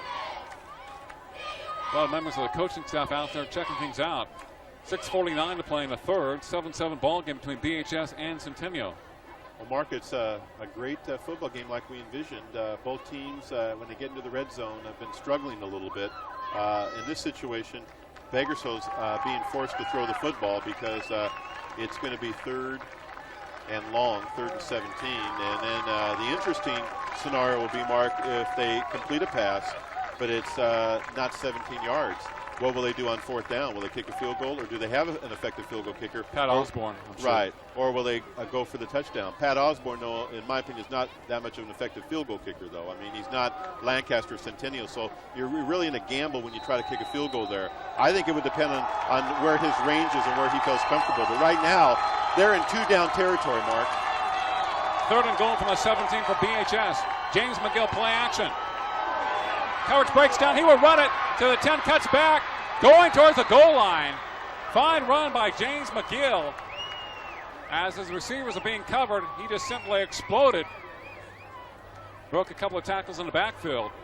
Drove forward, and he was close to the goal line. Inside the 5, so it's 4th down and goal for BHS. Mark, inside the 5. They're going to be trying to kick a field goal here, I think. It's 4th, and they've still got a ways to go, and it looks like Pat Osborne's coming in with the tee. I knew unless they scored a touchdown that they would try for a field goal. With a defensive struggle like we're having, 3 points could be big. He's going to kick it from about the 13-yard line, so a 23-yard effort for Pat Osborne. Line drives it. It is good. Short field goal. Pat coming through in the clutch for the Drillers. 10-7, 5-5-3 to play in the third. Well, Mark, it was a good kick in the clutch, but again, Bakersfield shot themselves in the foot. They were down there with an opportunity to get 7. Then they had some costly penalties, so they were able to get some scrambling by McGill and get down for a field goal. But, Mark, the most effective offense for Bakersfield tonight, Mark, has been the passing to Pat Osborne and also just the scrambling of McGill, the quarterback. When a play breaks down, he's been able to scramble, and that's one thing Vados can't do for Centennial. When a play breaks down for him, he's not able to scramble for the yard. So that's been a big advantage for Bakersfield tonight, is that he's just able to make a play out of a broken play. Nothing there. And that's really where McGill's at his best, just ad-libbing. Yeah, that got him shorter in the field goal territory. They had a 3rd and goal from the 17. Picked up about 12 yards in that play, made it a short field goal attempt for Pat. Pat has accounted for all the BHS points tonight, 10. As we lead 10-7. Where have we heard that before, about him accounting for all their points? Well, he accounts for a lot of runs scored and runs driven in baseball, so he's used to that. Number 4 kicking off for BHS. Only leads the field for a couple of plays per game. They try to give him a blow every once in a while defensively. They can't afford to have him off the playing field very, very often. He doesn't like to be off the playing field. He wants to play. He said there's nothing like high school football on Friday night. Nothing better, Mark. I like the sound of pads popping. There's that kick, comes to about the 5-yard line. Unfree with it once again. To the 15-20. They're running right to left. An attack by number 24 BHS. And that's Nick Johnson. Fine return once again by Unfree to Centennial. He returns punts and kickoffs very well. He just seems to know how to find the openings. Well, Mark, nothing's more important than special teams, especially in a close game like this. The special teams could be a big factor. Look at last week when Bakersfield beat Clovis. The block punt, Bakersfield got the ball inside the 5-yard line, was able to punch it in really and savor that victory, really clinched the victory last week over Clovis. So special teams are always important. And tonight, Bakersfield has the edge with Pat Osborne on the special teams. First and 10 for the Golden Hawks at 5:45 to play in the third. Roberts in motion. Vallis with a long count. Ball comes from Rouse in the backfield and swarmed over by BHS, Stansbury and company. Boy, they smelled that out. Jermaine McDermott. Oh, yes. Looks like Morales is somewhat shaken up on the play. He didn't know it hit him. Had a 295-pounder and about a 220-pounder. Hit him simultaneously. Whoa. Well, Mark, that really fired the Bakersfield defense up when they got those 3 points there. But I think they landed on him. I think Stansbury just landed on him, maybe knocked the wind out of him a little bit. And, he really made about a yard there, and then they really threw him back. And I think the full force of the weight kind of just landed on him, and I think he'll be okay. It doesn't look like it's his ankle or knee or anything. It looks like he just got the wind knocked out of him. But, again, this is a drive. It's very important for Centennial, trailing 10-7, that they come out here and, get the ball offensively and do something with it here. Maybe mix up the pass and the run. I'm sure that's what they're looking at. Last time they had the football, Bakersfield was able to hang tough and stop it. As we said, Mark, just probably got the wind knocked out of him. He'll be back. Well, he weighs about the same as I did in high school, and I wouldn't like very much of a 290-pounder fell on top of me, whether it was intentional or not. Well, Mark, when you played, you just went right around those guys. Oh, you had that great speed. He didn't have a chance on that time, man. They smelled out the play. When he got the ball, he didn't have a chance to make a cut at all. Mark, when you played, my neck got sore just watching you go back up and down the field all the time. You were so fast. Yeah, from the sideline out to the field and back. I'll tell you, you were a hell of a player, Mark. Oh, yeah. 5:15 to play. Third quarter. Ezel unfreed and Roberts wide to the right for the Golden Hawks. Vallos to Seeley's up the middle. A gain of 2 or 3 yards. Aaron Graham making the hit. Got help from a couple of his friends. Stansbury. And McDermott getting up rather slowly. Jermaine, number 88. Maybe Jermaine didn't like the fact that he didn't pop him hard enough. Well, he can make up for that on this play. Watts got a good lick in there. Got third down for Centennial. Third and 7 for the Golden Hawks. BHS 10, Centennial 7. We just had a 23-yard field goal by Pat Osborne. Roberts wide to the left. Dallas, play action. Plenty of time to throw, looking downfield. He's hit, fumbles. It goes out of bounds, I believe. Valls held the ball too long. He was waiting for somebody to get open. Finally, the rush got to him. He only had plenty of time to throw. Had the ball out there like a loaf of bread. He's very fortunate he didn't put it down on the playing field. Goes out of bounds, but it's fourth down for Centennial. And the Golden Hawks will be punting at 4th and 5 or 4th and 6. Bright standing back there at his own 20-yard line. Osborne and McGill back deep for BHS. Beautiful punt. Another good one by Bright. Drives Osborne back to the 40, 45, midfield 50. Has some running room down the sidelines. One man to beat. Cuts inside. Good cut back. Loses the ball. And Centennial gets it back. Boy, Mark, was that a play? Pat Osborne tried to cut back.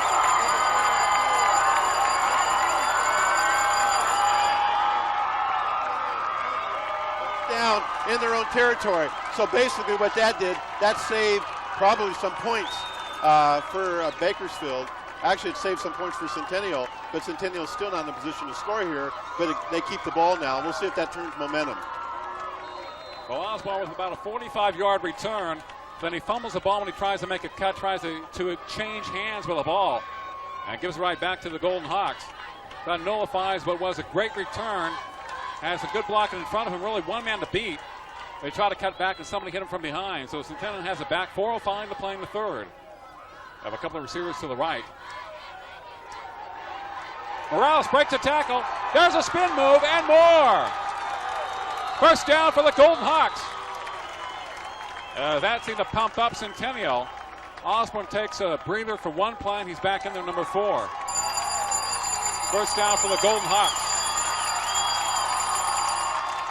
Well, Mark, that's a first down for the Golden Hawks. Like I said, that really pumped them up. A great run by Morales there, breaking some tackles. First down for Centennial. We'll see what they can do here. I don't think they can run the football down the field and score, but I think they're looking at some balance here. But the Bakersfield defense has done a great job, especially the secondary, of really covering the receivers for the Golden Hawks. A lot of young receivers for the Golden Hawks this year, not a lot of experience there. And the Bakersfield secondary has done a great job of blanketing them. And Bayless just has not had too many guys to throw to. So Centennial would really like to run the football as much as they could, but it's going to be very difficult against Bakersfield High to be able to run them all the way down the field unless they can break something long. The 1st and 10 situation for the Golden Hawks, 3:54 to play in the third quarter. 10-7 BHS. Morales with a couple of spin moves on that fantastic run as they picked up that first down. The Golden Hawks in their own territory now, but moving outside the 40 at the 42. BHS defense trying to rise to the occasion once again. Well, Mark, they're going to go as far as their defense takes them this year. We both know that. I mean, it's a defensive-oriented team, and so how the defense plays tonight will really be a factor in how they perform and what kind of success they have. You talk about a great advertising opportunity. If you'd like to be a sponsor of the high school football game of the week on Time Warner, give us a call, 322-1941, 322-1941. As Valos yelling an audible. High formation for the Golden Hawks. To Morales in the backfield, push forward of about 1 or 2 yards. It'll be 2nd and 8, 3:22 on the clock in the third quarter. And Centennial keeping the ball on the ground, but probably trying to open up the pass. We will see a pass coming very soon, especially if Trevor Lancaster, number 12, is coming into the game. And now he's coming out of the game, and I'm sure he'll be coming back very soon. Number 3, replacing him. Of course, that's the defensive back, Shannon Ezel, who kind of rotates here and there. But I think they're trying to open it up for an outside pitch or for a pass play. Well, Mark, I think it could be a deep pass play. Ezel's coming in, and I think you're going to see him go wide because he's a little bit like a Delon Sanders. He comes in really to go deep with his great speed. Alan Mackey, one-on-one coverage on Ezel. Balance, play action, that's right. Over the middle, the pass complete to his tight end. Stripped on the ball. It should be BHS football. I think BHS has it. Centennial thinks they got it. Osborne comes away with it. Nice play by the Drillers. The pass complete to number 83, the tight end for Centennial, Taylor Abernathy, but they stripped him of the ball, and BHS fell on it. Yes, that would have been a first down. Yeah, that was definitely a fumble, and like I said, Bakersfield got the turnover back after fumbling, although they get the ball in their own territory. Not as great a field position as before, but they still get the ball back. And the big thing about it is, even though Bakersfield starts inside their own 50, and they don't start at Centennial's 35-yard line because Osborne fumbled, they keep Centennial from scoring. That's the most important thing. BHS has fumbled twice tonight and lost it. Play action, McGill. To Tim Diaz, tries to make the diving catch, incomplete. Pass was low and away from him. Out of the backfield, 2nd and 10 for BHS. So after a great return by Pat Osborne into Centennial territory, he fumbles after trying to make a switch, cut back from right to left. Centennial, after a first down reception by Abernathy, he stripped of the ball and fumbles it to BHS. Now the Drillers are at their own 42, 43-yard line, 2nd and 10. 2:26 on the clock in the third quarter. Ezel on Osborne here on the near side. Kindred and Diaz in the backfield. Diaz with the ball. Cuts inside. 5, look at that speed, and more. Tackled and brought down. Kindred with a good block to the outside, number 24 for the Golden Hawks. Well, Mark, you can see what Tim Diaz can do if he gets some opening. He's got great speed, but he's so much more effective outside. His problem is when they can get him outside, he's effective. You get him inside the tackles, his smallness. They throw him down rather easily. Right, so they've got to find a way to get him to the outside, Mark, because he can really accelerate if he gets outside. Remember last week made a key play on the pitch out from McGill, that 35-yard touchdown run. Howman, Osborne to this side. Diaz to the outside. Stops, jiggles a little bit. First down for BHS. Well, Mark, that's the most effective running we've seen of Diaz so far in this football game. Again, he got to the outside, made a couple juke moves, cut in, cut out, cut back in again, and made some yards. So one of the problems that he has a lot of times, Mark, is when he makes his move, he stops in the open field. If he can just learn to make those cuts without slowing down. A lot of times he'll slow down or stop before he makes the cut, and what that does, it allows the defense to pursue well and make the play. But again, he's made a couple plays there. Big play there, 3rd and 2, first down for Bakersfield. Royce Jennings wide to the left, I formation behind James McGill. Kindred powers his way forward. There's a push. Gain of about 3 or 4 yards for the Drillers as they try to run between the tackles. Check out number 50 for BHS in there. Anton Chica, left guard, 6 feet 187. Now, BHS generally has offensive linemen between 250 and 290 pounds, and they have a very quick guard there who's good on pulling plays, Chica. Mark, one player who's been a stalwart for Centennial tonight, defensive line, David Hernandez, 5'10", 225, defensive down lineman. McGill play action, rolling to his right. The heavy rush, he will decide to run it. Cuts back. Nice play by James McGill, 1st and 10 for BHS. As Centennial was coming from the near side, and he decided he better run it.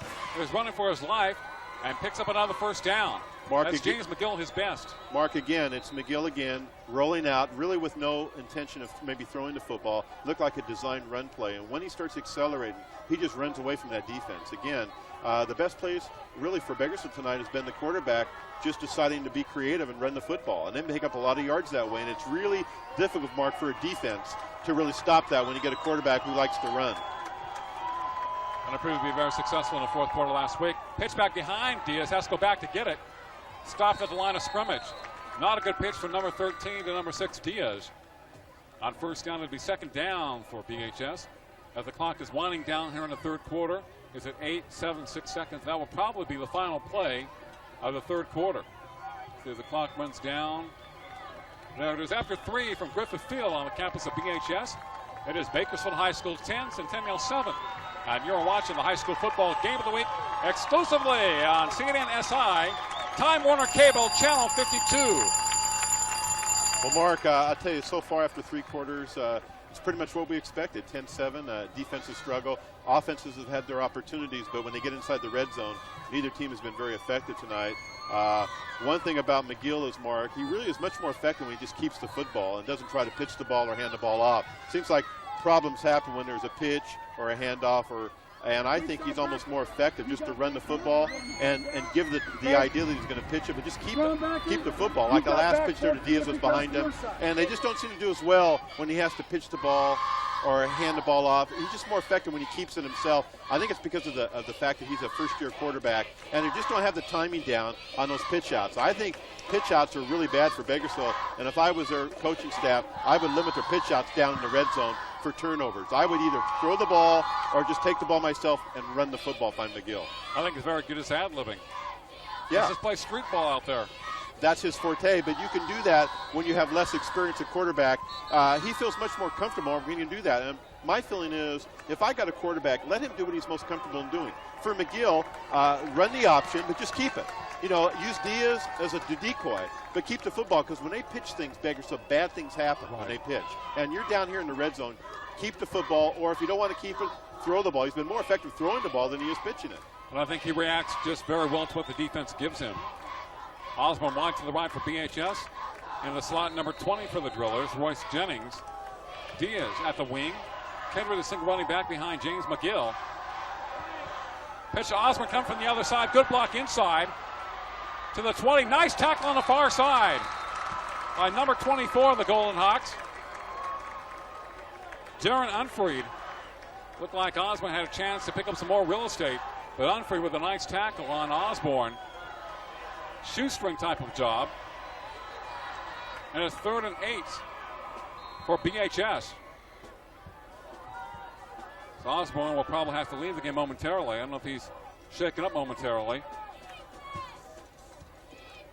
11:24 to play in a ball game. 10-7 in favor of BHS. 3rd and 8 at the Centennial 18-yard line.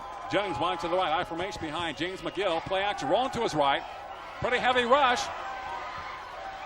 Decides to run it. Goes down at the 19. Well, they had everybody covered. Number 50, Dennis. Robert Stewart making the tackle. Well, Mark, the problem you had here, you had Osborne out of the game because of a cramp. Now you got 4th down. Can he kick a field goal? and that's a situation you got. He just left kind of is limping a little bit. I thought it was a cramp. Now you have a situation where you have 4th down, 4th and 8. Do you have him in there to kick? So that's why I think Vegas is going to have to call timeout here and decide what they're going to do. That'd be about a 35-yard field goal attempt. And he's still on the sidelines talking things over with the coaching staff. Tim Hartnett and company. And the clock continues to run. BHS will have to take a delay of game penalty if they don't decide anything. Then if they do, that'll be too far for him to kick a field goal, I believe, at 40 yards away. BHS has to take a timeout here. It will be about a 35-yarder for Pat Osborne if he decides to kick it. 4th down and 8 from the Centennial 18-yard line. Well, Mark, that was a fine defense there, stand by Centennial there. Defensive backs did a good job covering, and McGill had nowhere to throw the football. But, you know, with his favorite target out of the game there, that really hurt Bakersfield. Nobody was open. And I thought he decided too late to run the football. But on that situation, Centennial did not let him get to the outside where he could use his great scrambling ability. They kept him inside, and they pitched him or squeezed him a little bit, and they were able to make the tackle. He only gained a couple yards. So now they're in a situation where it's a little far for a field goal. But 4th and 8, you know, I don't know. You know, I mean, they're in 4th down range to maybe make a pass here to get a 1st down. I don't know what kind of range Osborne has, but if it was Lancaster, I'd kick it. But I don't think 13-7 really matters a lot here, Mark. I mean, I'm not sure. Of course, maybe it does. I mean, if you're in a situation where it's such a defensive game, maybe 3 points makes that much of a difference. What do you think in this situation? Well, I think it's a very good angle for a left-footed kicker if they try a 35-yarder. But I have to give credit to Centennial's defense on the past 2 plays. A nice tackle by Unfried on Osborne in the open field on the far side, and Robert Stewart on James McGill here in front of us. I'm not sure about his range as a field goal kicker. 4th and 8. We'll see what happens. BHS not necessarily a passing team.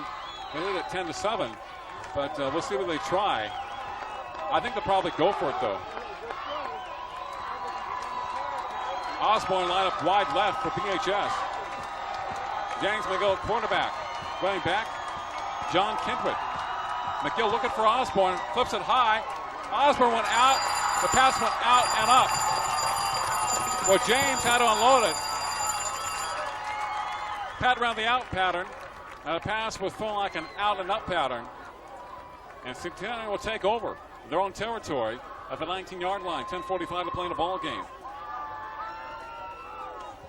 The Golden Hawks with a great job defensively as BHS got deep in their own territory.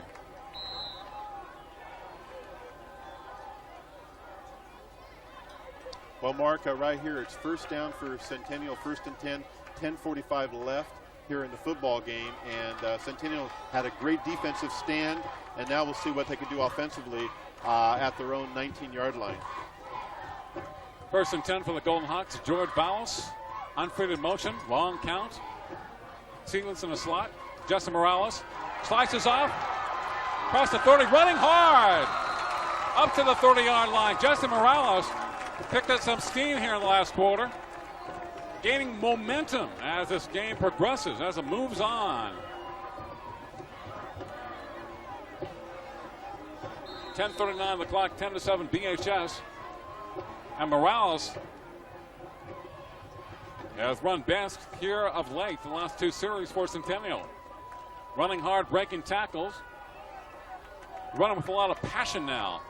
Seelitz and Morales behind Vallis. Roberts and Trevor Lancaster wide to the right. Lancaster likes to go deep. Single coverage over there. Osborne sneaks over from a safety position. Morales off to the right side. Nice push by the Golden Hawks offensive line at a short gain. 10 minutes plus to play in the ball game. Centennial has 7 and BHS 10. You know, Dennis, Centennial scored the first time they had the ball tonight. They had a 1st and goal situation from the 2, and that has been it for them tonight. Well, I'll tell you, you know what's really helped Bakersfield, Mark? Defensively, they've kept Centennial bottled up. Centennial has not had the great field position, and that's really hurt their passing game because it's very difficult to open up the passing game when you're inside your own 40-yard line. Coach Snead has been very conservative and trying to keep it close to the vest, especially deep in his own territory. He doesn't want to make a turnover or a mistake. 2nd down and 6 for the Golden Hawks. Unfried in motion, I formation behind Vallis. BHS defense moving around. Pass complete to Unfried on the far side. Excellent pursuit by the BHS defense. And he probably will lose a yard or so. He might be fortunate to get back to the line of scrimmage. The pass was actually thrown backwards. It was somewhat of a lateral. and the Drillers just kind of swung over and contained that play very well. Really didn't do anything. Well, Successful D. Well, Mark, Alan Mackey on the other left side, left corner, came up and really just caused havoc on that play and really kept Centennial from breaking anything on that. But again, there's still plenty of time, Mark, at 8:57. All Centennial really needs here is a field goal. They don't have to go the length of the field, just get in field goal position with a great kicker. See Lisa Morales back there with Ballos. Play action. Man is open, but the throw is high. Intended for number 83, the tight end for Centennial, and that is Abernathy. Remember, he caught one of their last series and then was stripped of the ball. Bowles had him. He threw it too high. Okay, fourth down time for Centennial. Punting time, 8:45 on the clock. He missed that pass. Well, again, Mark, he was pressured, throwing across his body, but again, good coverage by the BHS defense. Even if it had been a perfect throw, it would have been difficult to make the play. Double coverage again. Bakersfield's defensive backs really, Mark, have been the key to this football game, I think. And Bright this one off the side of his foot. But I guess the Centennial rolls, it goes out of bounds on the far side. Bright, number 5, who's done a marvelous job punting tonight for the Golden Hawks. At 8:38 to play in the ball game, 10-7 in favor of BHS. On CNN SI, Time Warner Cable, Channel 52. And we show our high school games on Sunday and Monday nights at 8. They're back again Tuesdays at 10 p.m. So if you don't listen to it Sunday, you can listen to it Monday. Watch it. Definitely watch it. It's hot. Watch it and listen to it simultaneously at the same time. BHS moving left to right here in the fourth quarter. Pitch back to Tim Diaz. Sweep right. Centennial stringing it out, and he goes down. Stewart, the first man on the backfield, kind of forced Diaz to turn it in. Chica, number 50 out there for BHS, leading the blocking. But the Golden Hawks doing a great job containing defensively. 8:17 to play. Well, Mark, they came in here with a fine defense. I mean, other than the Clovis West game, Clovis West only scored 20 points going into the fourth quarter. So Centennial does have a fine defense. They were strong in their first 2 games prior to the Clovis West game. So it's no surprise that they have a fine defense. Like BHS is lining up in a strange formation. And we have an official's timeout, I believe. Look at Tapia. Smith 55 for BHS. Chica 50. Bergman 70. Some of the BHS offensive linemen. Number 65 for the Drillers. Well, Mark, with 7:49 left, it's getting crunch time now. It's getting into crunch time. They're getting down to the wire. Bakersfield High has the football. One thing you want to do for Bakersfield High is you don't want to make any mistakes. It might look pretty good right now, but one turnover here is disastrous. So, you know, in this kind of game, we've seen it many times before, even in Bakersfield College game a week ago. Behind, 3 or 4 minutes to go, boom, 2 touchdowns. So this could go any way, really. This is a game where both teams are pretty evenly matched, and whoever makes a mistake down the stretch will probably lose this game. Or you could say whoever executes down the stretch will win the game. But Bakersfield right now is in a position where if they execute, they can win this football game. They make a mistake, they'll lose it. Centennial makes a mistake, they lose it, but they have to make a play. And I think right now, if you're Centennial, the defense has to make a play now to win the football game. It's time for the defense, Mark, to step up and take a stand. You know what taking a stand is, Mark? That's what Centennial has to do tonight. You understand that? I think I do now. 7:49 to play. BHS 10, Centennial 7. And this game is going down to the wire. I think that a big play may determine the outcome. Somebody's going to make a huge play on one of these teams. I like that. BHS with the ball. James McGill. Sprint out left. Heavy rush. Gets away from the man. Throws it downfield. A wobbler. It is knocked away. The ball intended for Pat Osborne. Covered by Ezel. And also Unfree back there. McGill did a great job stepping away from a man who was coming up from the left side on a blitz.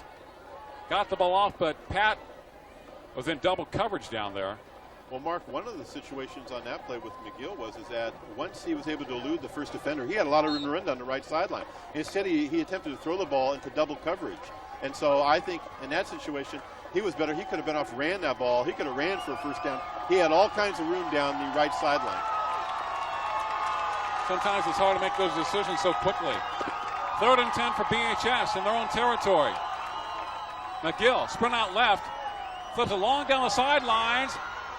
Probably a penalty against Centennial, possibly holding against number 24, Jaron Unfried, on number 10 for BHS. And their long man, Thomas Howman. Thomas averaging probably 15 to 20 yards per reception. And I think that Unfried had his left arm on the right arm of the wide receiver and held him up just a little bit. It looked like Howman had a chance to blow by him on the play. Yeah, I kind of question that call a little bit, though, Mark. I don't think the ball was catchable, but I think it was kind of incidental contact. It looked like Unfried was looking back at the ball, and I think in that situation, if you're looking back at the ball, I don't think it was pass interference, but it was close. If you're a Centennial, you don't like it. If you're a Bakersfield, you love it. But in a game like this, I'm not sure that was a call I would have made. It looked like it was just an aggressive defensive play. It didn't look like he really held him up. It looked like it was a situation where the ball would not have been caught anyway. The question is, where was his left arm? 7:38 to play. 1st and 10 for the Drillers. A penalty against Centennial. They don't mark it on the spot, of course, not like they do in pro ball. Run up the middle, and Centennial busting people there. A short gain of 2 or 3 yards, though. Well, number 78 for the Golden Hawks, Dennis. Eli Rango trying to cause some havoc in the offensive backfield for BHS. Well, one thing Centennial's doing defensively, Mark, is they're trying to yank the ball from these Centennial runners, and that's effective if you get the ball, but if you don't get the ball, players are able to drag you for an extra yard or two. One thing this drive's doing for Bakersfield, Mark, one thing that penalty did is that it's using a precious time on the clock, so even if Bakersfield doesn't score, they're keeping the ball away from Centennial. Tim Diaz scoots his way for a good gain and a first down. Now we have a fumble, and I believe the Golden Hawks have it.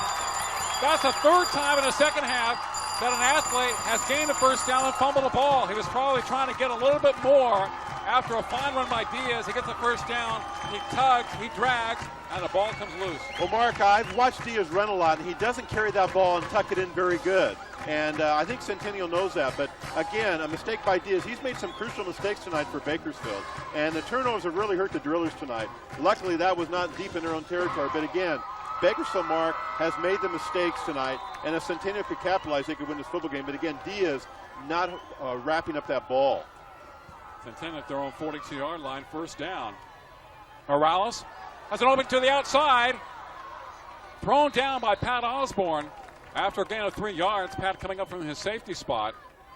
6:40 to play. 10-7 BHS.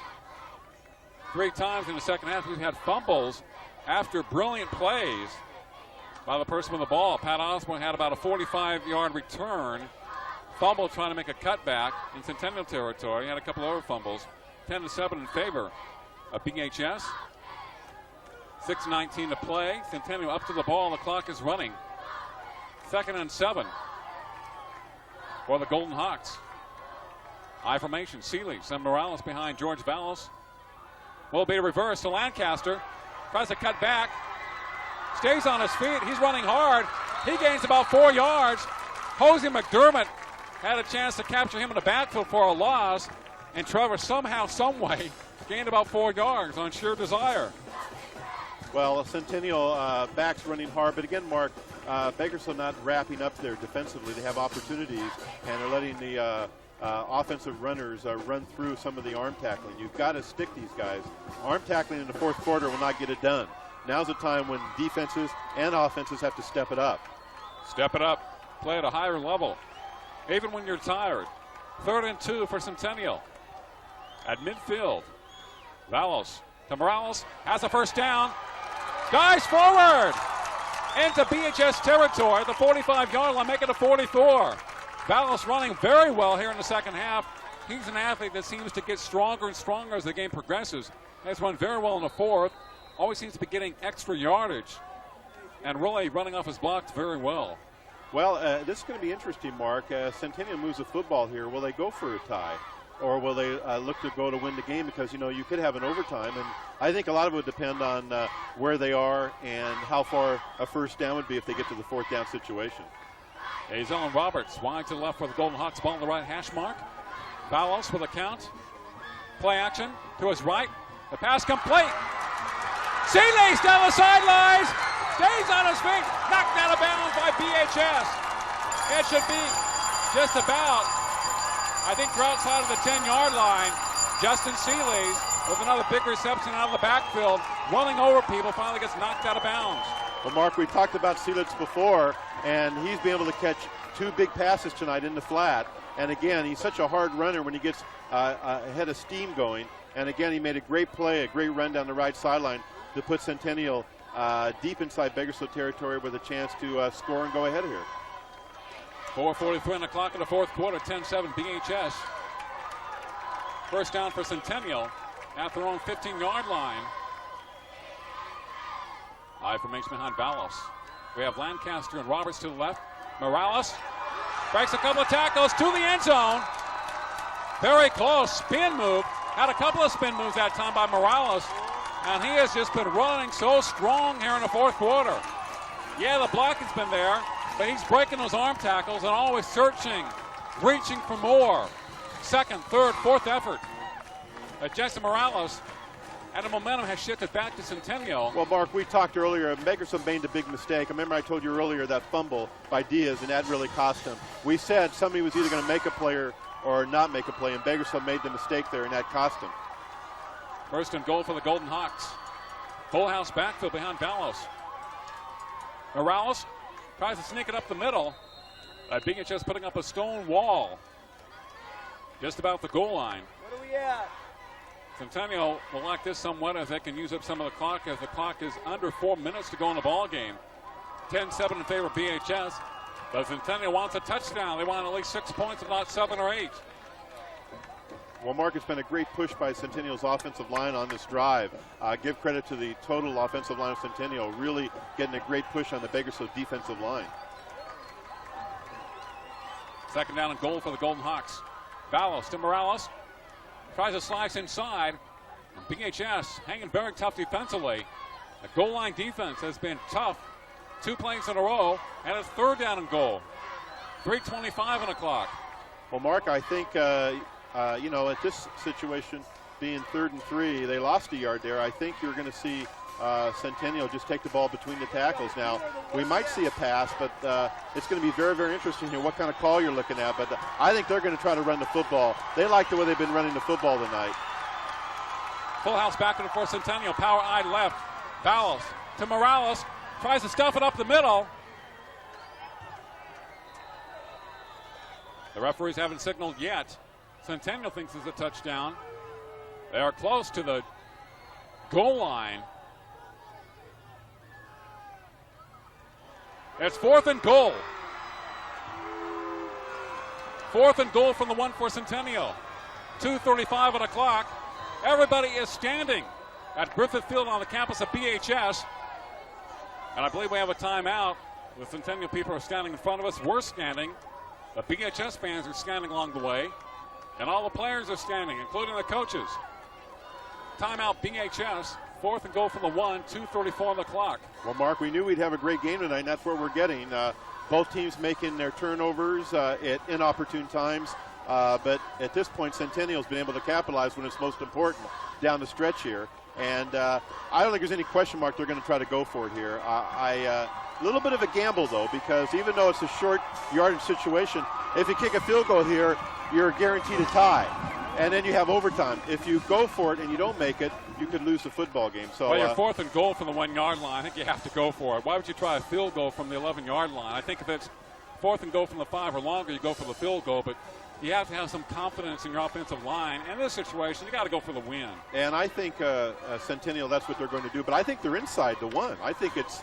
Well, with 2:34 to play, even if you got the tie, does not mean you get a tie at the outset of the game. Right. But it's going to be a great call. See what they do here. Interesting call, I mean. But now, I would think it'd still be a running play. If Balance was a running quarterback, I'd do play action. I'd roll out right, but I don't think he has that kind of ability. No, I really believe that they ought to be looking at Seelitz. He's such a great football Push the ball. player. Instead of giving it to the smaller running backs. Give the big man the ball, 6'2", 220. Let him do his thing. He's been doing it all night in key plays.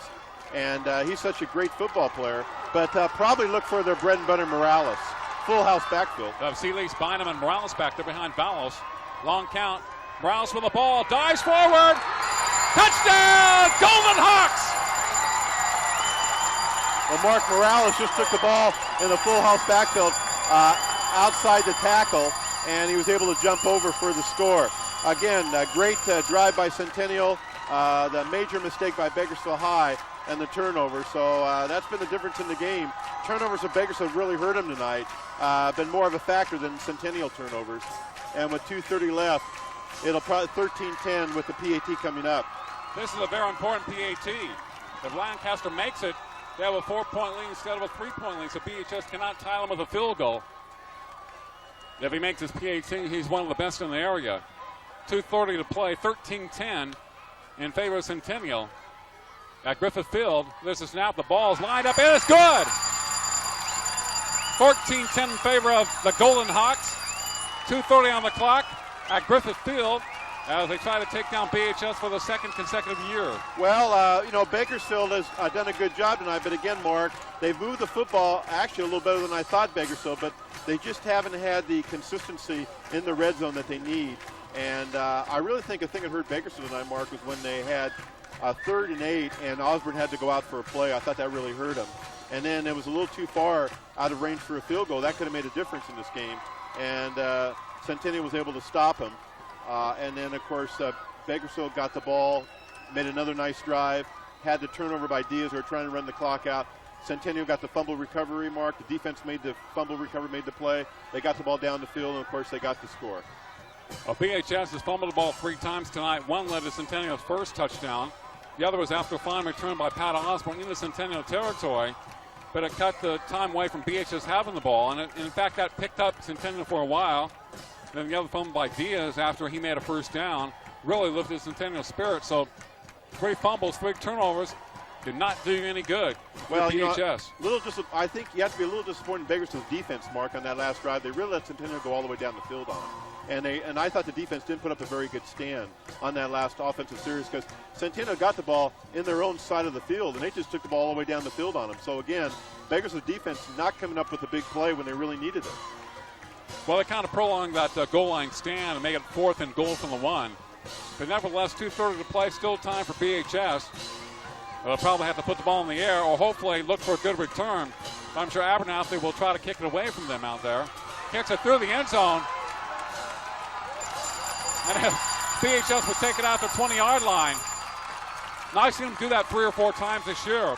In high school football, you cannot return a long kick like that. And he's using that soccer experience to boom the ball. Number 12. It'll be 1st and 10 for the Drillers at their own 20. So they have to go 80 yards. A field goal will not do them any good. They have to score a touchdown. Very difficult situation for Bakersfield. I'm sure they'll be looking for Pat Osborne here to make a play. And he's the man you have to look at if you're Bakersfield High to get down the field fairly quickly. McGill and company at their own 20-yard line. Kenner behind him. Looking for Osborne over the middle. Now he would try to run it. Tuck that ball away, and he goes down. Well, Mark, you want to throw the football if you're McGill. You don't want to be running the football because he uses time on the clock. Throw the football, at least that time way the clock will stop. But rolling out is fine. Takes a lot of time, but you've got to get rid of the football. 2nd down, 2nd and 10. 2 minutes to play in the ball game for BHS. McGill looking to his left. Fires it complete to Pat Osborne. Close to the 1st down mark on the other side. And you have to get the ball to Pat in this situation. Centennial giving him a lot of room over there as they will allow him to cut the ball in front of the coverage. Now Pat, number 4, lining up on the right side, guarded by Ezel. 1st and 10, 1:55 on the clock. 1st and 10 for BHS. McGill. Pass incomplete. Right in the hands of number 2, Alan Mackey, and he didn't know what to do with it. 2nd and 10 for the Drillers. And they have a situation where BHS is not comfortable throwing the ball, and they have to throw the ball. Well, Mark, one of the problems that Bakersfield has is that they only throw to one man, Pat Osborne. None of the other receivers are really accomplished at this point in the season to really make the plays. They really have only one great receiver. I'm surprised Centennial's not double covering Pat Osborne here. McGill throwing it long down the sidelines. It is complete, I believe. Or incomplete. Intercepted. I thought it was complete to number 10 for BHS. Bakersfield did get the ball, Mark. Thomas Howman. It looked like he came back and made a great reception as he took the ball away from the Centennial defenders. Centennial guy came up with a ball after it already hit the ground, but it was a reception by Howman. He came back from the ball very well and caught it. 1st and 10 for BHS. 1:42 on the clock, plenty of time for the Drillers. As they're at the 25-yard line. McGill to throw over the middle, incomplete, overshot Diaz. The intended receiver at the 10-yard line. Well, Mark, one of the problems that Centennial's having, this defensive secondary, is that when they're covering their men, they're not turning the head around. They have their back to the quarterback a lot, and Bakersfield receivers are able to turn around, come back to the football. Again, that was a mistake by the Centennial defensive back. You've got to turn around. When the receiver turns his head to look for the ball, you have to look too. 1:35 to play, 14-10 Centennial on CNN SI, Time Warner Cable, Channel 52.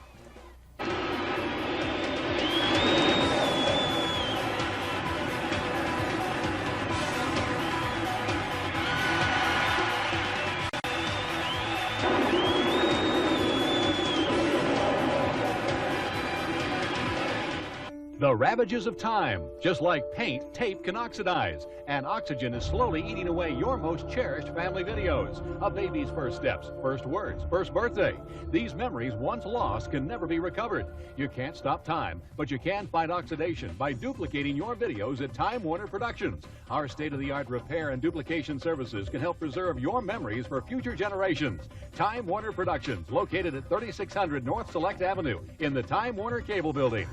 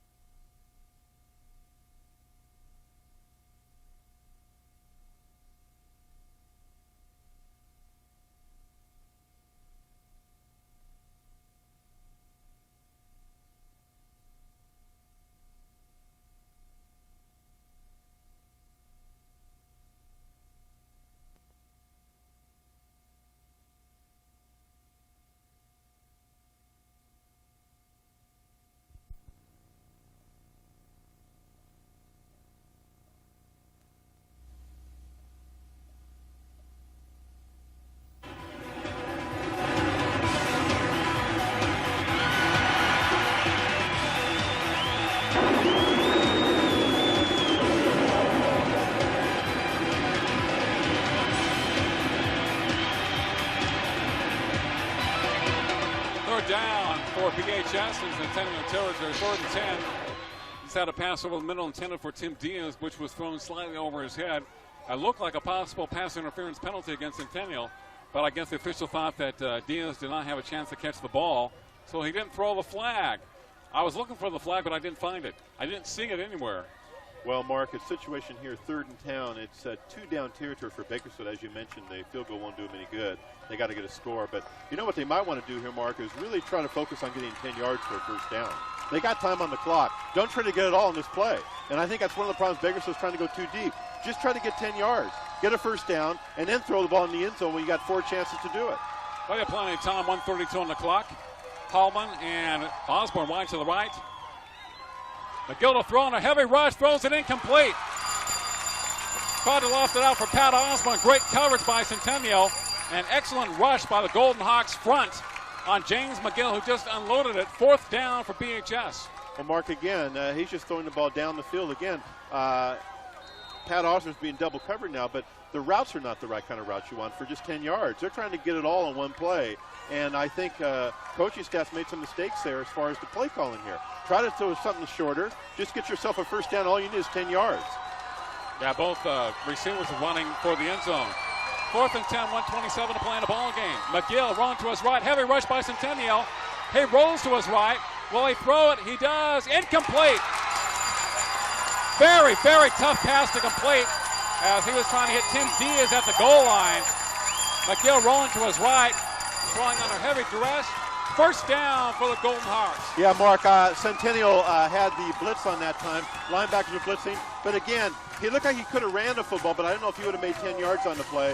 So it was a good play by Centennial. They had him fourth and long, and they blitzed him. But again, BHS not looking for the short passes for the first down, trying to get it all in one time. And that's what I'm talking about, inexperienced quarterback. Well, the fact is the Centennial defense strung the play out very well, but most of the receivers were running 20-yard patterns downfield. He had nobody short where he could just loft the ball out to, and that was the situation in the last 3 plays. And we have 1:21 on the clock, and Centennial with the ball with a 14-10 lead here on BHS at their own 25-yard line. Mark, we talked earlier about the short passing plays working for Bakersfield High, and then when they get down there deep inside Centennial position, they start throwing the ball long. I mean, I didn't quite understand that. There seemed to be nobody to pass to under the defense, as Centennial has a penalty traced against them 5 yards. Now Centennial is at their own 20-yard line. It'll be 1st and 15 for the Golden Hawks, 1:21 on the clock. And Valos, will he take a knee or will he hand the ball off? Split back, they will take a knee. The 3 fumbles for BHS definitely hurting them tonight, as we see some of the Golden Hawks faithful there. And Centennial looking to defeat BHS for the 2nd consecutive year and the 2nd time in 3 tries. Well, Mark, it's a pretty good year to get Bakersfield High. Are kind of rebuilding offensively here, and I think if you're going to beat Bakersfield, this is one of the years you need to beat them. 50 seconds to play, 2nd and 15 for the Golden Hawks. And Valos will take a knee once again. Just a matter of the clock winding down here from Griffith Field on the campus of BHS. And Centennial tonight winning on the road. Remember they won last year at Golden Hawk Stadium. 2 years ago they lost here 21-0. And tonight the Golden Hawks look to be victorious after a loss to Clovis West last week, 35-13. They come back and play excellent tonight. Defense definitely a stalwart as Centennial improves to 3-1. BHS, unusual for them, drops to 2-2 after tonight's loss. The clock winding down. And it's all over! The final score, Centennial 14, Bakersfield High School 10. A great victory for the Golden Hawks and a tough, stunning defeat for Pat Osborne and the BHS Drillers. Well, Mark, it was a great game. We talked about it before the game. Defenses, I thought, dominated tonight, but there was enough big plays offensively. Turnovers were a factor, mistakes. Bakersfield just seemed to make more of them tonight. I thought the quarterbacking of Bakersfield was brilliant at times and also bad at times, and that was really the difference in the game. Bakersfield just not being able to score enough in the red zone. They had some opportunities, but both teams, I thought, played well. They both played hard. And Morales had a couple of touchdowns for Centennial tonight. 3 critical fumbles for BHS as they lose at 14-10 to Centennial. I'm Mark Heffernan. You're watching the High School Football Game of the Week exclusively on CNN SI, Time Warner Cable, Channel 52.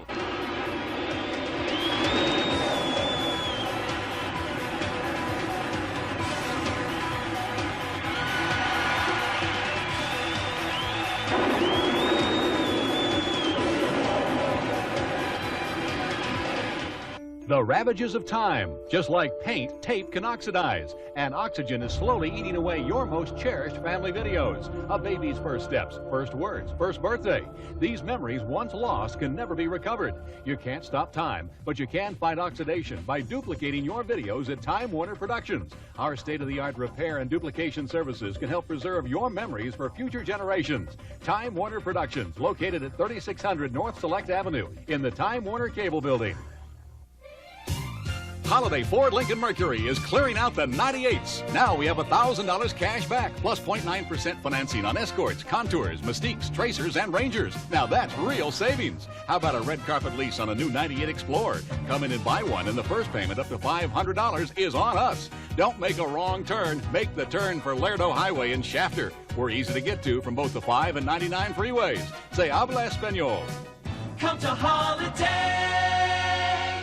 Over the last 60 years, Chan Younger has helped thousands of accident victims. Oil field work is some of the most dangerous work around. Many people are seriously injured or killed as a result of faulty equipment and poor safety training. We didn't want this to continue, so we fought until changes in oil field safety were made. Accidents still happen, and when they do, we'll be there for you.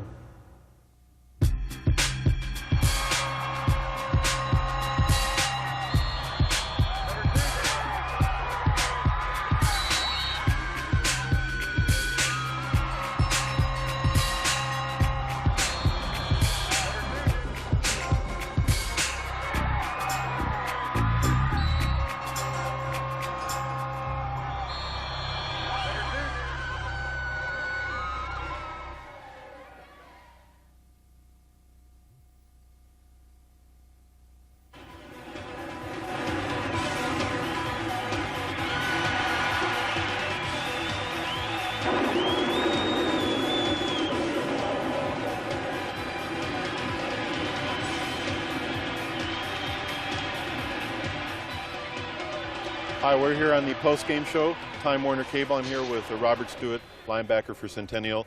Big game tonight, Robert. How did the defense come in tonight? What were you looking to do? Well, we were just looking to be very intense and physical with them. We know the drillers have a good offense, and they put in a couple new things in, like the option, a couple other little things. We were kind of worried about the counters and the traps. But we worked hard in practice, and we knew if we were intense, then we'd come through. Okay, you know, after last week, the Clovis West game, of course, it was an emotional game and a physical game, and Clovis West came out on top. Was there any lingering effect, or were you guys able to get up this week for your perennial rival, actually, Bakersfield? Well, we were very upset about the Clovis West loss. We knew we could play a lot better than that, so I think it helped us a lot. We came out very intense, and it just helped us. Yeah, I thought early in the game, Osborne made some catches. It seems like the second half, you guys were able to tighten up the defense, and you were able to nullify some of the catches he made. And I thought you really did a great job really stopping the running game, especially in the second half. Yeah, well, I have to give a lot of credit to our defensive linemen because it all starts right there. Well, congratulations, and good luck the rest of the season. This is Dennis on the post-game Time Warner Cable TV show.